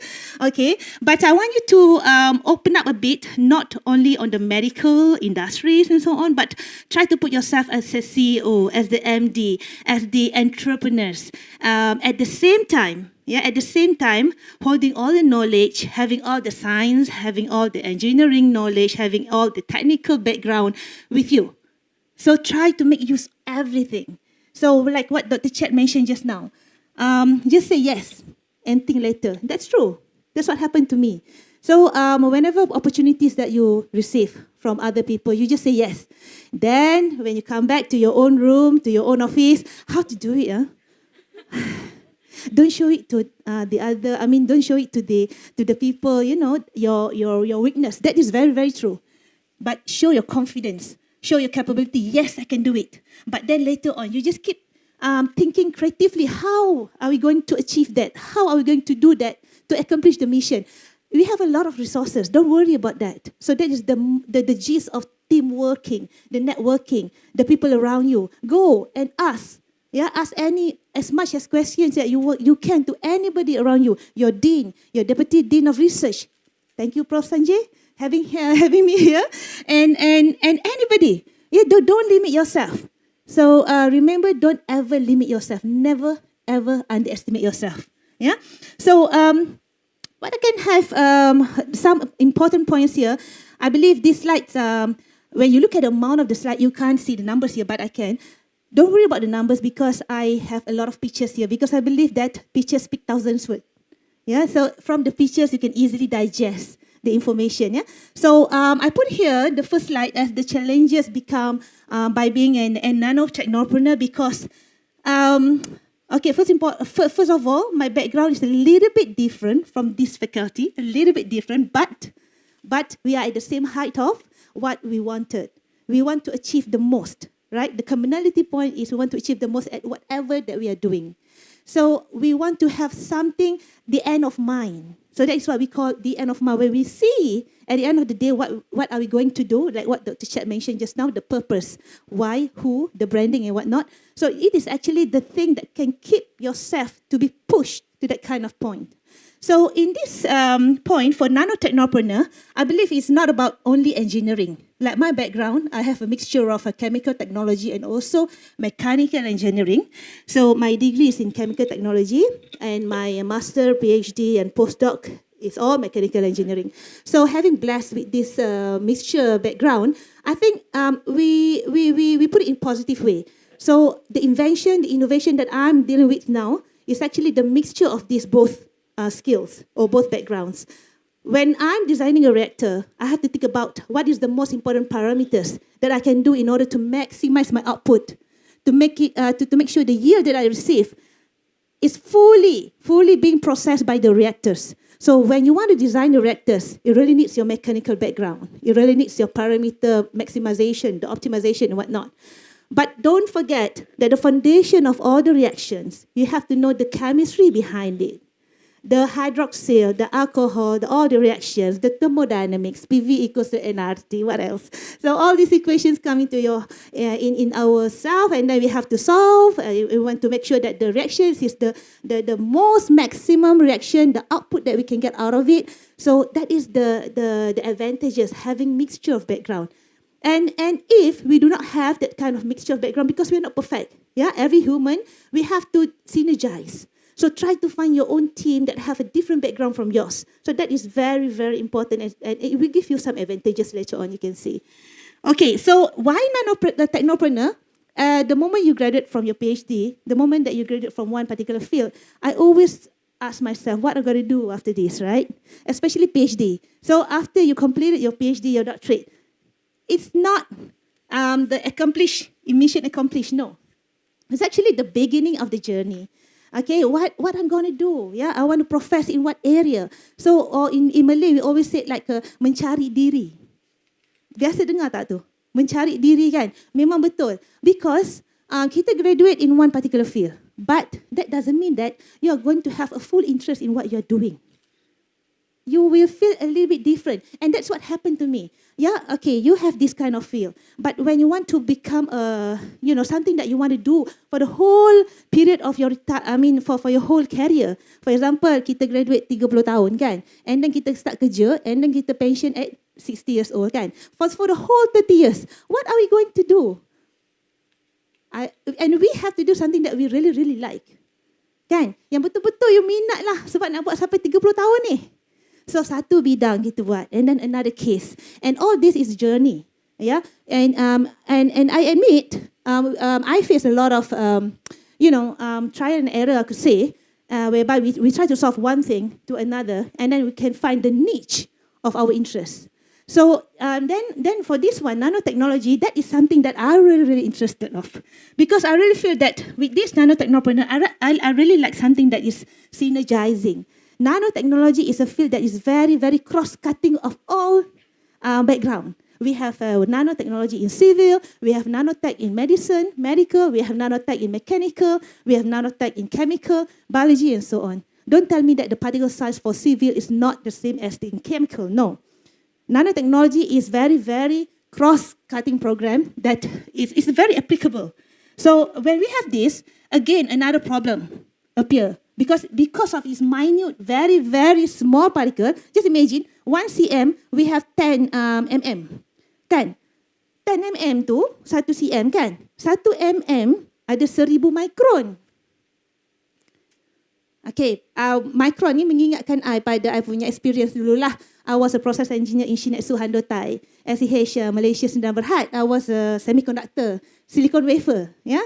So when we deal with the semiconductor industry, micron, is a very precision industry, and why? And because it's very precise, and the statistical applied techniques is very, very important. Because 1 micron you out, that means you are rejected. Kan, the product will be rejected. So the measurement is really, really critical. Yeah. So when we talk about nano, 1 cm ada 10 mm, 1 mm ada 1000 micron. Bayangkan 1000 micron in 1 mm. Very small, right? So in 1 micron, we have 1000 nano. Just imagine.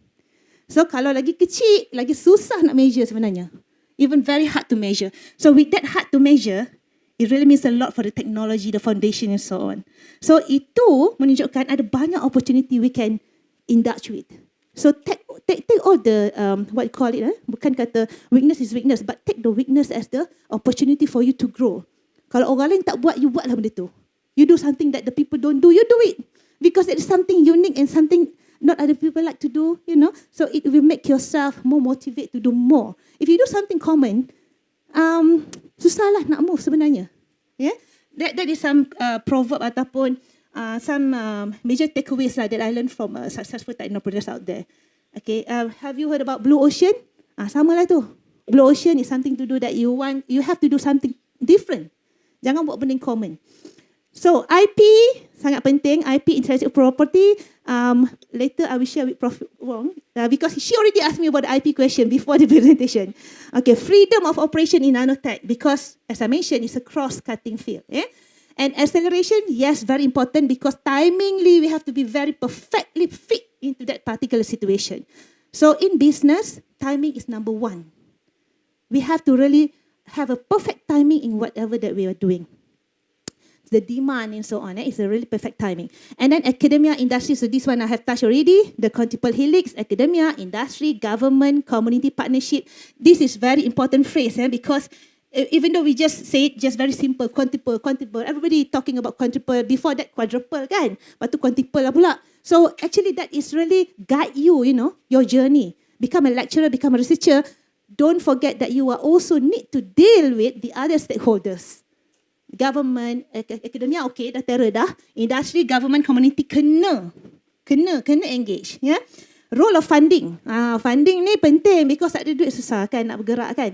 So tech angels, the venture capitalists, mavericks, risk takers. So we have to be smart lah how to find our funding partner and so on. Yeah. Okay, I motivate myself and also my team actually think like an innovator because as I mentioned earlier, we are very different from others SMEs with others businessmen out there.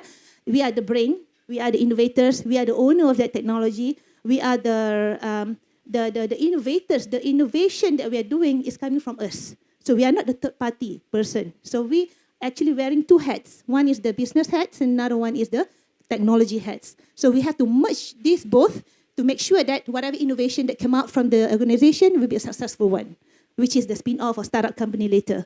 Yeah, and this one, why nanotechnopreneur? Dr. Chet kan tanya kan, why? So why we have to tell ourselves why we are in that field. So the spark, what motivates me to do it, the niche and the ideation.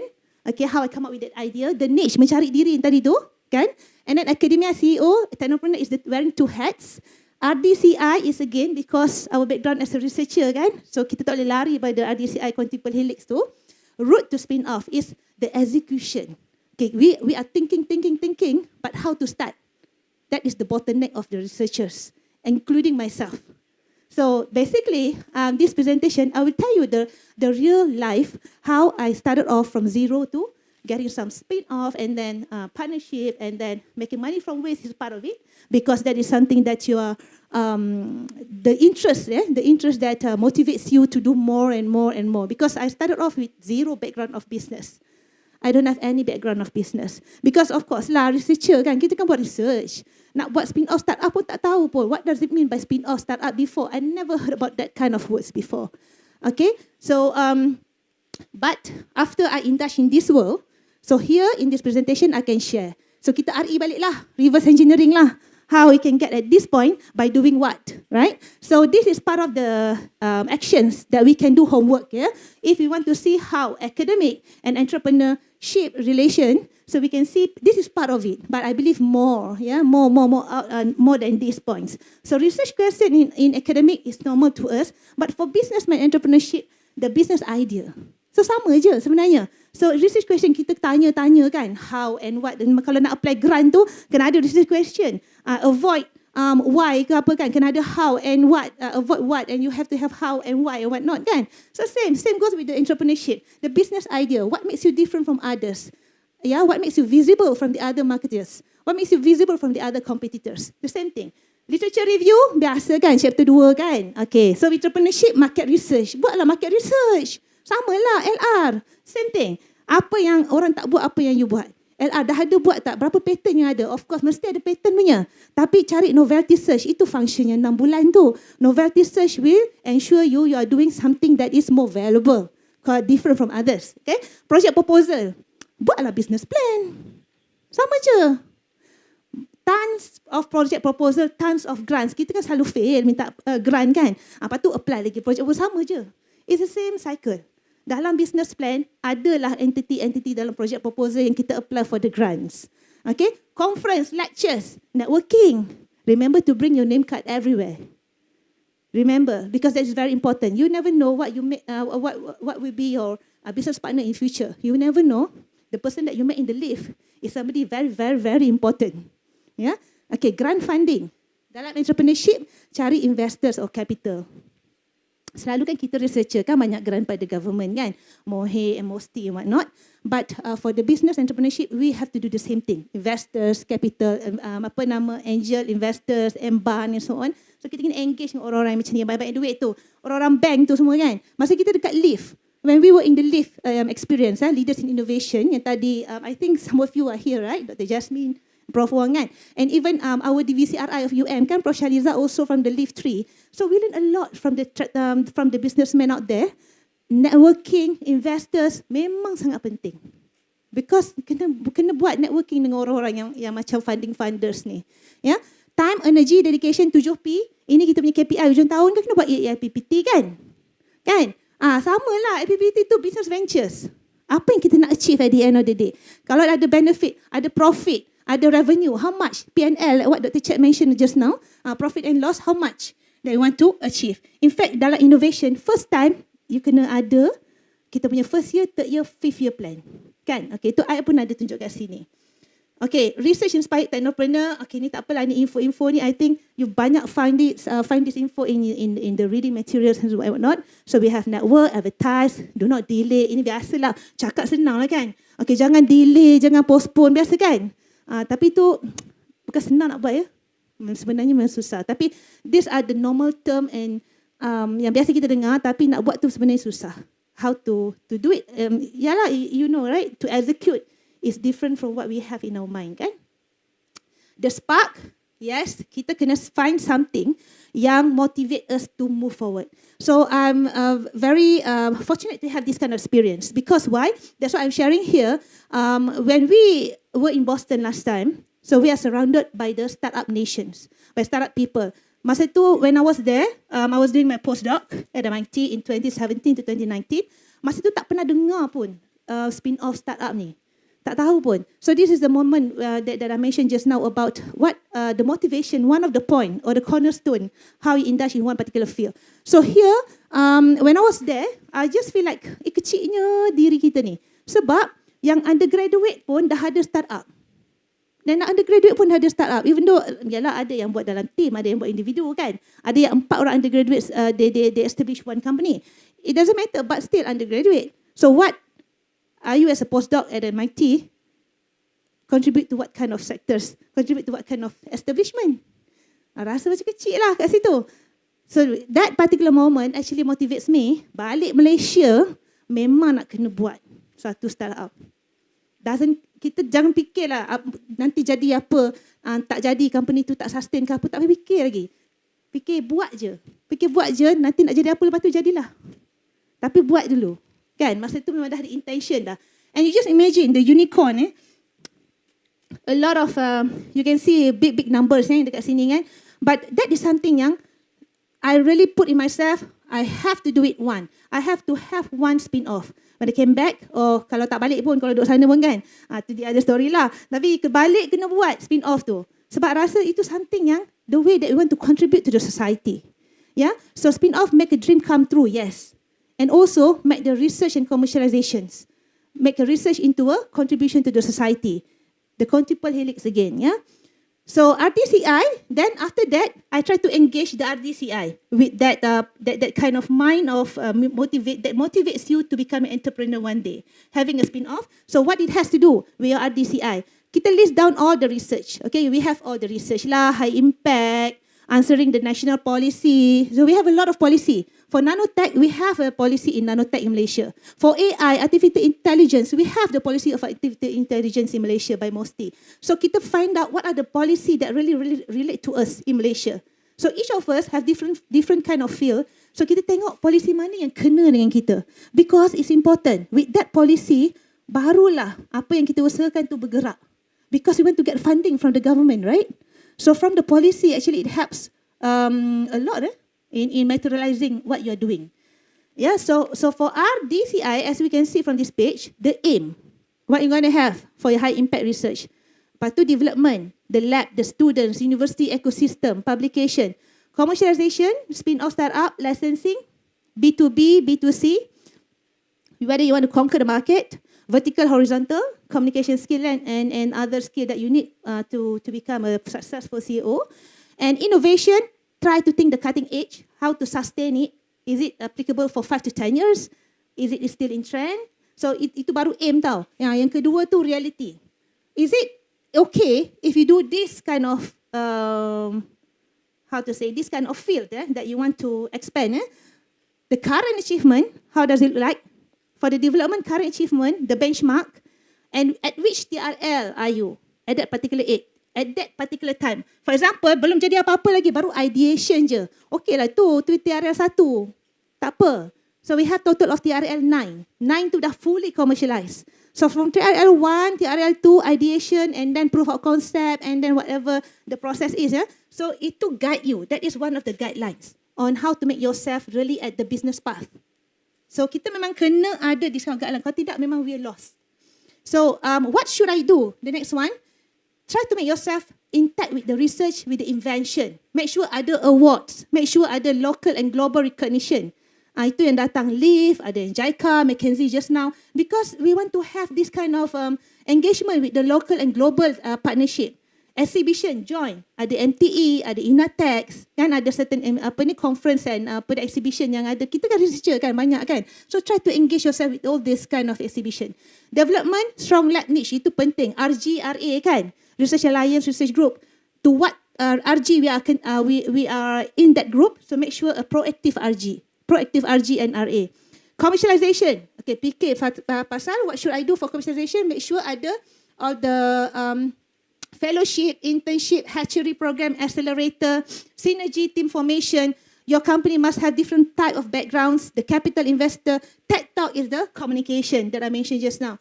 Because you have to communicate, whether you like it or not. We have to communicate ad hoc basis, ataupun prior to how many weeks before. So we have to have all in our hands, in our minds. And innovation, the grants, logistic, in-kind, intellectual property, IP, NDA, licensing, patent attorney. So semuanya kena ada. So what I can say in short, kita nak something, but we have to have something to guide us. So RDCI is something that guiding us how to move forward into the technopreneurship. Yeah. So ni TRA yang kata tadi. So kita ada daripada 1 sampai 9. We have to identify where are we actually in that innovation. Kalau idea tak ada produk lagi, tak ada apa lagi, belum start eksperimen, tak apa. It is under TRL 1. Yeah, basic principle, the fundamental behind it, how the reactions looks like.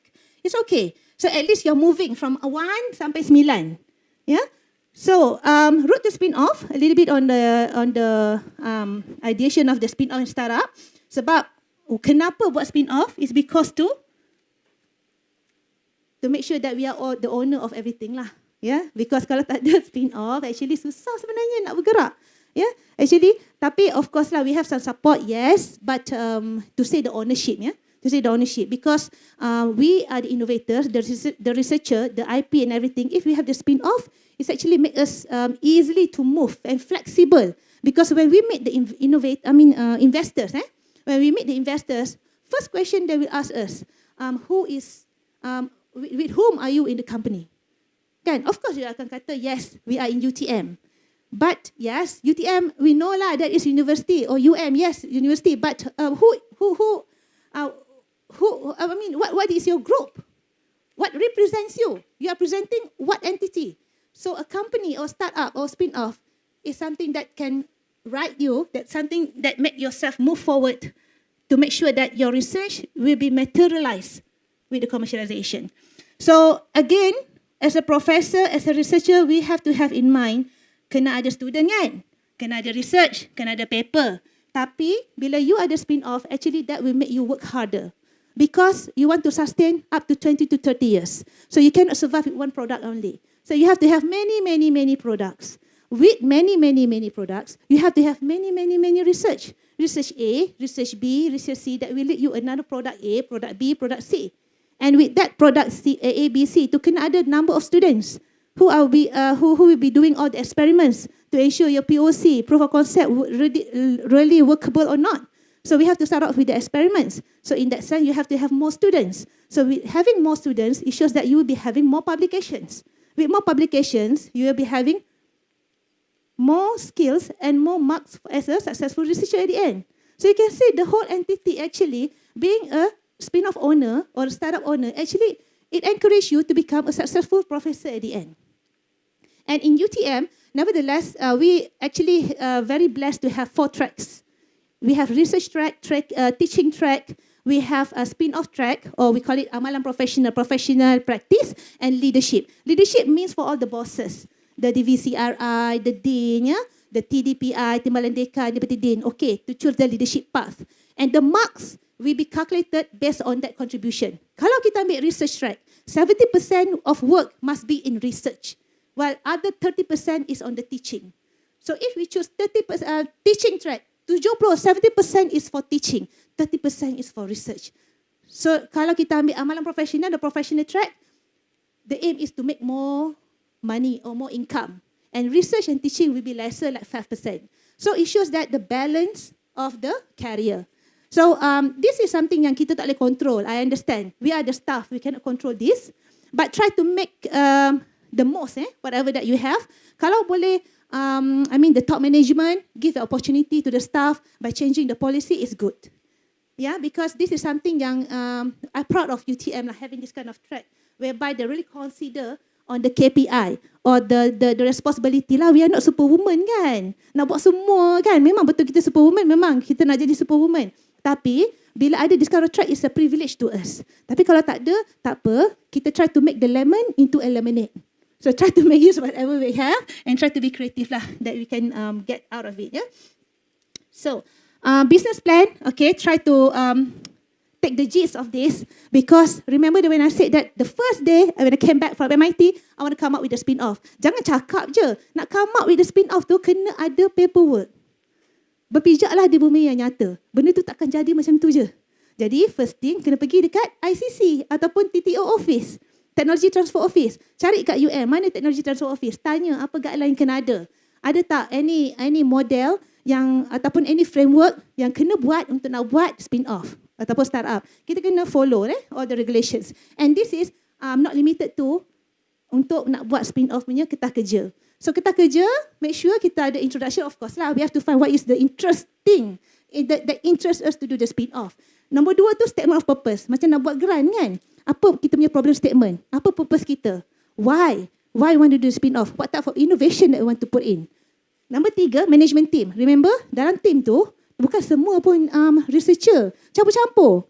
Okay, kalau kita ada satu researcher ataupun 2, that would be CTO. Because the person behind the technology and knowledge. But, how to make sure that kita ada different background like marketing, HR, accounting. Because we are not accounting background kan, contoh kan. So, we have to hire the more accounting people background lah. Okay, dah bagi signal nak kena stop ni. So, BMC is another knowledge lah. Try to get this from the business faculty. BMC ni memang penting. Sebab daripada BMC kita boleh summarize what are we going to do to focus for our startup ataupun innovation kita. So, ini contoh je. So, I will go fast for this one because this is just how the actual story how we run the company. So, kita kena ada vision, of course. And then the vision, what actually our innovation start from where? So actually we are starting from making the waste into money. So how we want to make fully use of the biomass waste, and then this is the innovation. We convert the biomass waste into a fuel. So fuel has higher value, right? So this is our business core, the core business. So from this innovation, we derive into many applications.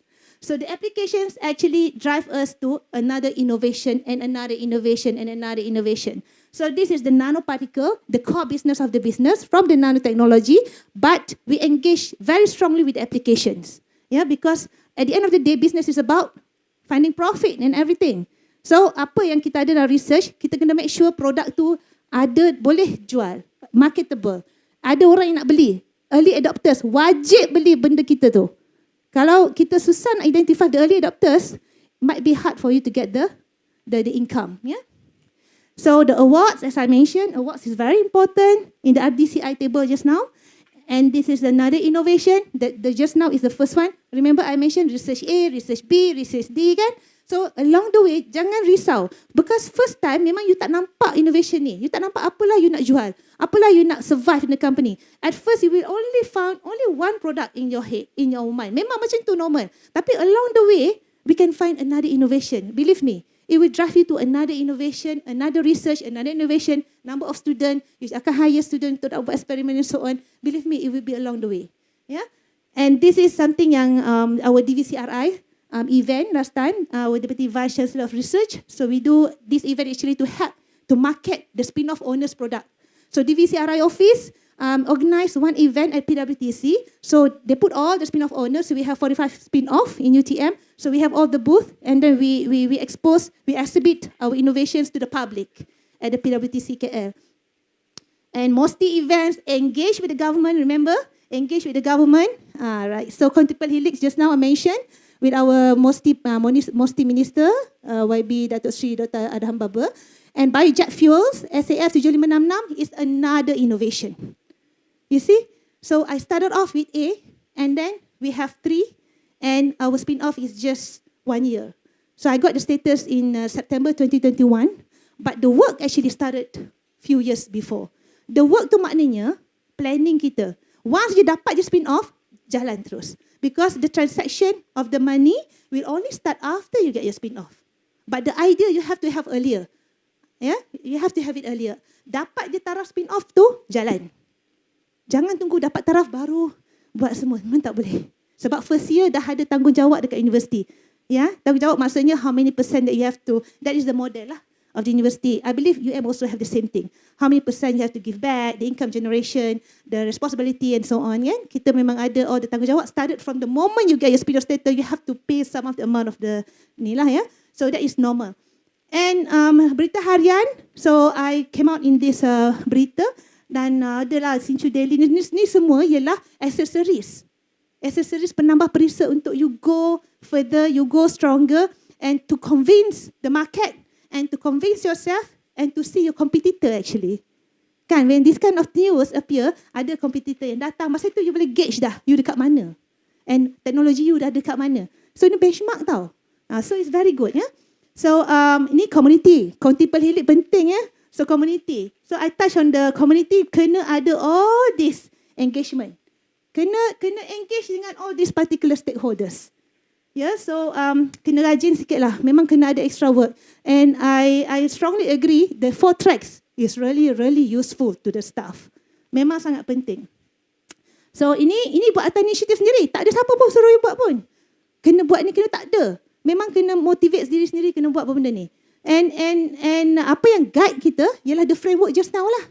Kalau tidak lost. Without the framework you akan lost. How you want to execute So all these things are all the community engagement that we have.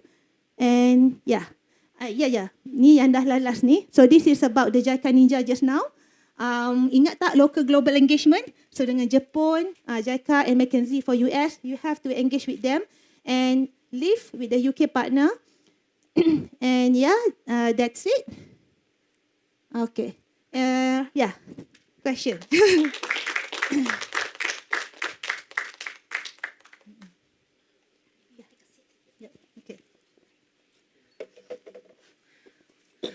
Thank you, Dr.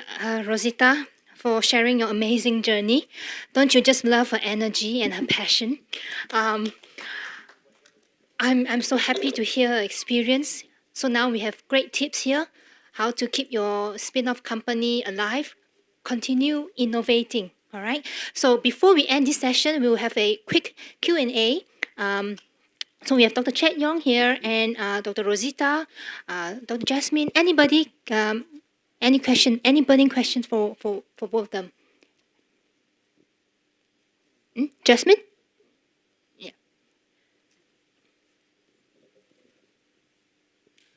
Oh, sorry. Just Q&A.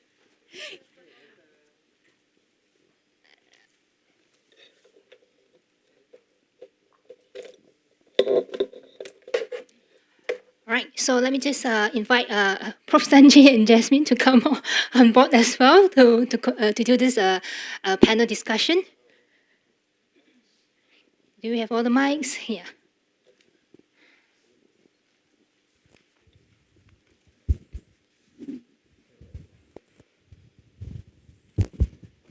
So first of all, can you hear me? Talking again, huh? All right. So first of all, I'd like to thank Dr. Chet and Rosita for coming here, taking very important time from your busy calendars, right? And imparting knowledge and also a lot of information to those who are present and more importantly, those who will be watching this video later on, right? I found both presentations to be very interesting. Sometimes what happens is in the university, we see too much of academia, right? So maybe what I'll do is I'll ask Chet a question, then Jasmine will ask Rosita another question to move the session along. So maybe I'll start with Chet.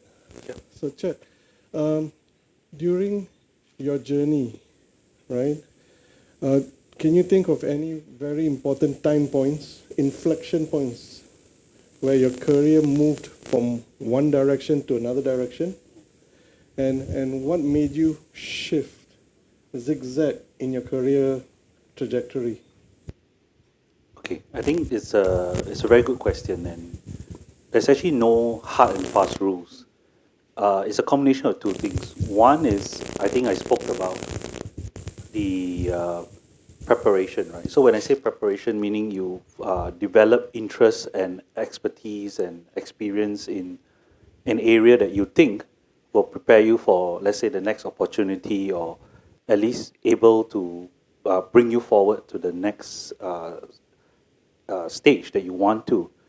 But I can share with you, honestly speaking, there is an element of luck, because some of the opportunities, in fact, some of the major shifts or turns or whatever you call it, right, is because I so happen to meet the right sponsor or mentor, or even, I would say, employer. Because I think you do need these moments, and I consider myself very fortunate that I've met good mentors. So they are also the people whose shoulders I stood on to go further, right? So it's not just community, it's not just the advancement of technology, but there's a lot of human connection and one-to-one. So that part, I would say that you can't really guarantee that they'll be there in your career, but you can always increase the chances of that happening by, building a healthy network. And in fact, I would say the best way to create all these opportunities is you yourself become a mentor to maybe someone who's more junior. And it's all about, the paying forward concept where, you can mentor like many people, but so happen a senior person will take note of you and decide to be your mentor, and that actually makes a big difference. Yep. Thanks, sir. Yeah, so my next questions for Dr. Rosita will be, as an academic innovators, we know that our innovations will have potentials to improve the quality of lives, and it will do good to the environment as well. However, there are lots of challenges that people might face, especially as academicians, in scaling out our startup and spin-off. So Rosita, would you like to share with us what are the major challenges that you encounter, and how does your university actually support you throughout the journey? Okay, that is very cliche question actually, because challenges memang, challenges is everywhere, and the most challenges that we face, one of the most challenges that we face is how to make sure our brand in the market. It's not easy to make known our brand, and for the people who heard about brand for the first time, so how we want to convince them to buy, how we want to convince them, okay, I have this technology and please buy my product and whatnot. It's not easy. So there are some strategies. University, yes, as I mentioned just now, I showed the VCRI events. So that is one of the things that university really support us. UTM having a very strong ecosystem, I could say. The TTO office is very proactive, including the VCRI. They have their own initiative to make sure the UTM brand being known in the public. So by having the PWTC events is one of it, free booth, and they make together all the spin-off owner to be in that booth. So that is one thing. Another thing, that is people give us something, which is UTM do something for us. But for us to do something, one of the tip is partnership. That coming from yourself. UTM bagi kita something, okay, fine lah. But what happen if you do not receive any of the support from outside? So inner and outside bound kan, outbound, inbound kan. Make the lemon out of the lemonade, as I mentioned. So kalau tak ada tu tak apa. Try to think other aspect. Okay, how to make sure from ourselves. Do partnership. So one of it is partnership from one example is one of the brand. We do partnership with one company, and we require them to support us in the mass production. Because as a researcher, I do not have the capacity of having my own factory. It's very hard. It's not our forte even, So we are researcher, we do the innovation and whatnot, and we can sub-license the technology to the factory, and we get some royalties out of it. So by having said that, remember agreement is important. So royalty, how many percent? Everything must be documented. You have to have the black and white. Don't let the other person take granted of you. Because at first memang tak nampak duit. First tak nampak. Nanti dah nampak duit baru tahu the true colours of anything lah. So memang nampak duit ke tak nampak duit ke, itu belakang kira. Yang penting black and white kena ada. Because we never know how good potential of our product is. Until dia meletup nanti, baru kita tahu. So apa-apa buat agreement. Let me ask another question in relation to academic industry partnership. Dr. Chet earlier on talk about trust. Now, when you talk to industry partners, how much trust can you do? Can you have and just do it? Can you share with us your thoughts? Dr. Chet, no, Dr. Rosita. Oh, okay. And Dr. Chet later. Oh, yeah, okay. From my real experience, yeah, because first we have to trust each other, of course. But we have some tips lah. Yeah? One of it is negotiation skill. They offer us something, and then how we want to trust them is by having the black and white, one thing. And the black and white, the second thing is how much that we request from them. The 10%, 20%, the royalties and so on. And you must implement the good negotiation skill because we want to make sure that we have the value, not just them get the win part only, but we want to have it as a win-win situation. So we have the technology, we have the values, make sure our brand is out there. Okay, we do not want them to just take the good part of us only. Okay, so we have to make sure that both of us getting the benefits. So agreement, the royalties, so negotiation skill, make sure you have to do that. Win-win You have to do that, yes. Yeah. Dr. Chen, your final thoughts on the trust? Well, okay, so I think to me to answer that question, I'll draw back on my time when I was in a startup, right? So when you're in a startup, sometimes when you want to create a partnership, not necessarily is an equal partnership because you might have a corporate entity who's, in a much stronger position. So for me, the way I would handle it is I think we have to be very clear about what's in it for either parties. So I think it's having that courage to have the very frank conversation. So meaning to say, if we understand this is what you want, but if it's not something that we can agree with, we better put it up front and be clear about, how are we going to deal with it? Because at the risk of sometimes, let's say, even losing the collaboration, which is not a good news for a startup like us, but I feel that it's better we know upfront than halfway along the way, because for a startup, right, our resources and time is very critical, and we go down the wrong path, and if it's a dead end, it can be quite damaging for the business plans, right? So I think we are willing to sometimes pass on some bigger opportunities, but we go for the right opportunities. So that's how we walk the line of trust. Yep. Following from that question, so that reminds me of one of my encounters with one of the potential collaborators from UTM. So we will talk about some technologies that we wanted to work on together. So we are actually requested for an NDAs to be signed. So that party from UTM actually refused to do it. So what would be your approach for both of you if you encounter such situations? For me, I actually decided to discontinue it at the very first place. Perfect. I just leave it. Yeah, take it or leave it. I go to the other stakeholders which have bigger potential to make sure we success. Because it's very dangerous. It's very dangerous, yes. Right. Chet, you would say? Yeah, I think I would say it's, to be in that situation, I can imagine how tempting it is to be optimistic and hope for the best. But I can tell you that being more experienced now, I think the market is, there's more than one player. Even though, you could have dominant players, I think it's the professional thing to say no. Because I feel that nowadays we're not very good at saying no, and that's the beginning of trouble, yeah.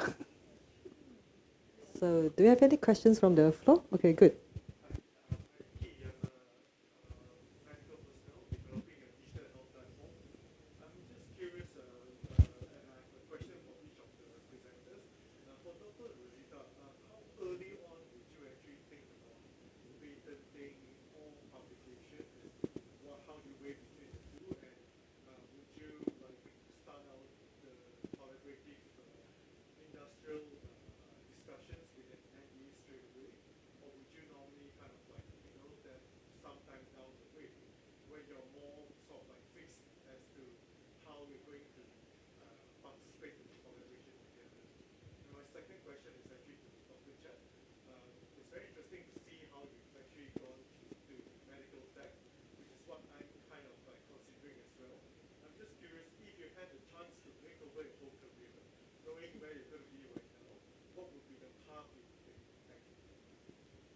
Okay, good. Maybe I can answer first for the first question before we forget. Okay. Good thought lah, actually. You have to put IP prior to the innovations. That is normal practice by our self-researcher kan. Memang IP tu kena prior lah. Why? Because once you start with your sales, so it's very dangerous for other people to copy it. So paling senang pun, I know patent will take some time, 2 years is normal.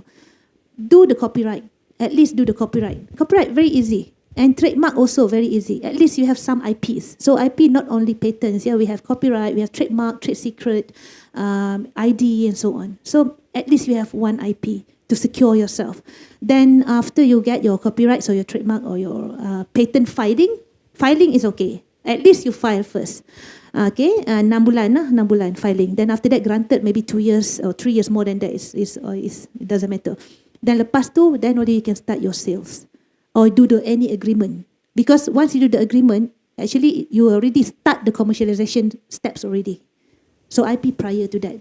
Maybe 1 month, at least 1 month lah. 1 month before you think you want to sell that product, make sure you go to MyIPO first. I know when you go to the TTO, it will be quite some time consuming because all the board of the committee have to endorse the innovation. So I always go to MyIPO. I think other spin-off owners also do the same thing. They want fast. Timing is very critical. So go to MyIPO. They're really helpful. Just filing it first, and then you get it. I think in 2 weeks. On the same day, we got your LY or your TM. So then get that document, send it to your TTO, file it, self-filing we call it, and then only you can take a breath lah after that. Yeah, okay. I think the way I would look at it is, of course, hindsight is always, it's easy to speak, right? But the way I would say it is, I think 2 things. Number one is, I would have invested my time and maybe brought forward the effort into creating connections into a larger community. Because I think for medical innovation, right, we feel that we think that we can change the world, but we actually need the world to change the world. So broaden the collaboration, extend the network, not just in, let's say, ASEAN, but, all the way across to maybe the US or Europe, because there's a lot of things that are going on way beyond what we are doing here. And if you are plugged in earlier on, right, you are actually on a faster trajectory to accelerate. That's number one. And number two, if I could have so-called the hindsight, right, I would probably time certain things better. When I say time, it doesn't mean do it earlier, but sometimes maybe even do it later. Because, for example, you can see how COVID had an impact into the openness and acceptance of health technology, right? I like to draw parallel to Wi-Fi. Wi-Fi was actually offered on planes quite some time ago by the first generation of companies who wanted to innovate, and it failed because no one wanted to be connected on the planes previously. But today, everyone wants to be connected all the time. It doesn't matter you're on a plane or even in the bathroom. So you see how if that company who failed at first actually had that hindsight and just waited, right, and maybe they will be much more successful or even around at this point. So just a little anecdote on that. Yeah, timing. Yeah, maybe I can add the networking just now. Sure. Actually, in my innovation, I really wanted to have a collaboration with the medical doctor, because you have the engineering and the science. Yeah, we invented some of the products, the NanoPen or the patch and everything. But then some questions coming from the audience or the public people. How you can ensure that they will improve the blood circulations? How you can ensure that the molecule is in a good position in the body of the human? How to prove it?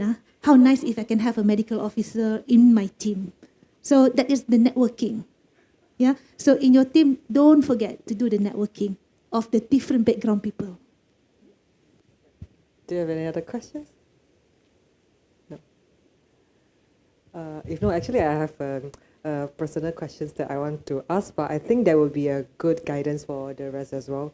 For chat in your slides, actually I like one of the phrase that you put it in is like, we actually face the what if moment. The way you do it is just do it, right? But in life, we actually encounter a lot of people who are actually very undecisive when you ask them to make a choice. So what would you advise? I mean, from both of you in terms of like decision making. Yeah, Chet, you want to go first? Okay, should I go first? Right. I've learned this concept. It's called, is it a one-way door or two-way door? In fact, it's kind of popular in Amazon sense if you read their kind of methodologies. So the idea here is if there's a door where you can go in and come back out, there's actually no harm in trying, right? Like I said, limited amount of effort, cost, and so-called the damage is, in fact, almost no damage at all, right? So two-way doors, don't hesitate. As long as you do a quick check, you have the support, go for it. Now, there's going to be decisions in life that are going to be one-way doors, right?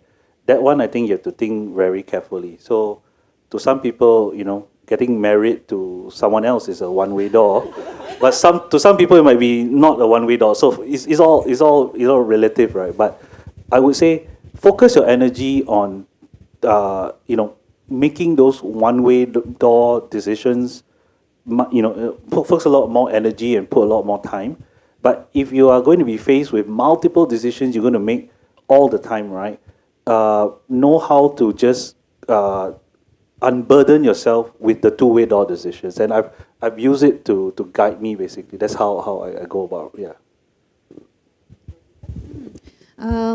Actually, indecisive is normal, because sometimes we are not sure what are we going to get out of that particular ideas or the action that we are going to do. So, but first and foremost, I will tell myself, just do it. Because I never know what is the profit. Yes, we might face some of the loss. Yeah, that is the risk. Risk is everywhere. But for me and also my team, yeah, I believe we have been offered by some of the lucrative offers by the other stakeholders or partnerships and so on, and it's sometimes quite hard for us to do the decision. But what we do is actually what we did, yeah, of all the experience. We just say yes, and then it follows with several discussions to negotiate and make sure that the profit is with us. So we try to pull the dialogue, we try to pull the string in order to get to ensure that the benefits or the advantages, yeah, or the profit lah. We can say the profit overweigh the loss. So and there are so many strategies to do it. But say yes, take it, you know, because you never know the opportunity will come when, yeah, you know. So just take it, then and try to maneuver along the process. I just thought about something maybe I want to share with the audience. I think it's about your mindset and the way you look at your environment, right? So I think from a human nature, we are very comfortable in position of safety. Because, you know, as human beings evolve, the environment was hostile. So we used to like to always, let's say, be safe in our cave or in our cities, right, the fortress. So a lot of us are not comfortable venturing out. We always want to be able to go back to our cave or home or walled city. Hence, we never venture far. Now, if you remember in history, right, great discoveries, also a lot of them not just by scientists but by explorers, right? So you have people who go on ships during the time where literally there's a real fear of falling off the edge of the earth, right? And you know, all the great explorers. I think the mindset then is they kind of train themselves or they convince themselves to be comfortable by being out in the open, right? That means but if you do that, you have to be very clever about your environment. So if I go out there, I know that I can't run back to my city or my fortress or my cave. I need to say, okay, if a bear appears or a predator appears, can I make use of this tree? Can I, find a rock carry? So as long as you know that there is some point of support or something to, to protect you, right?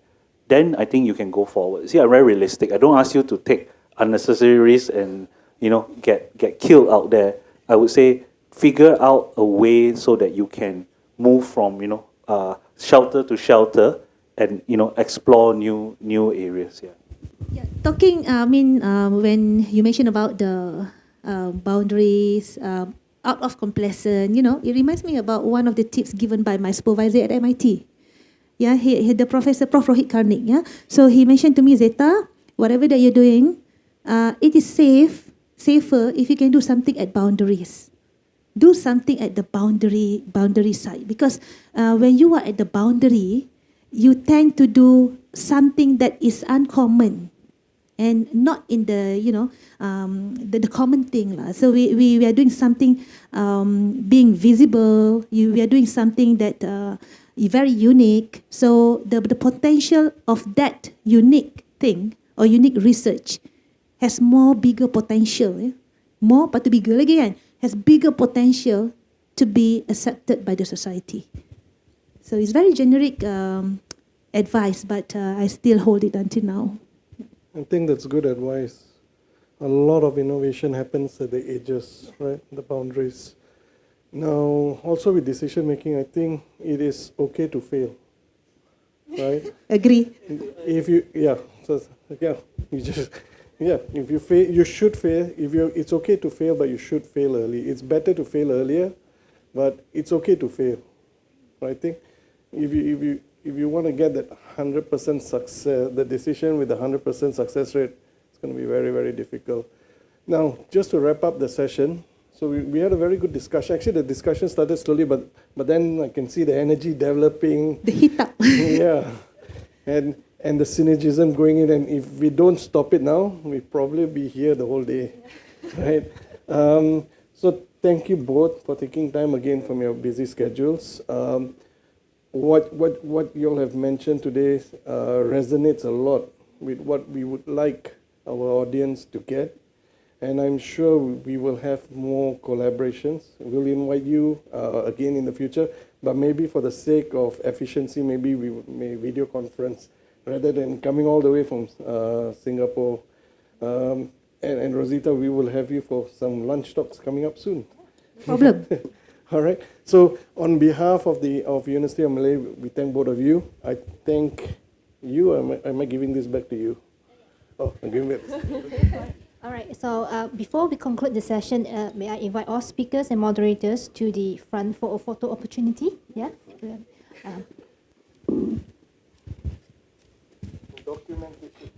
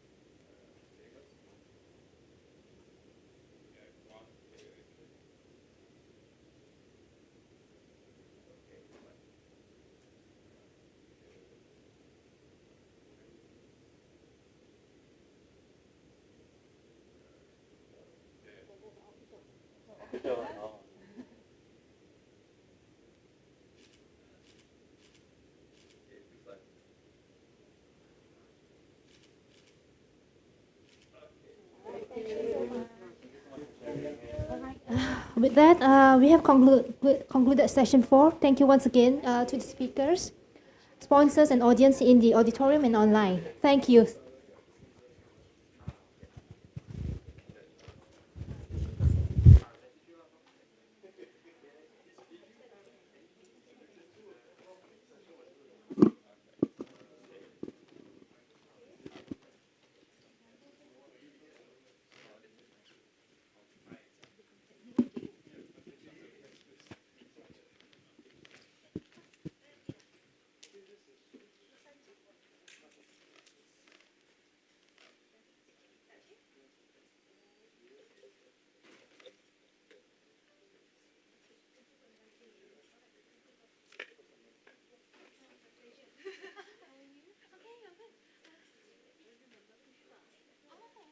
They will, I'll take in.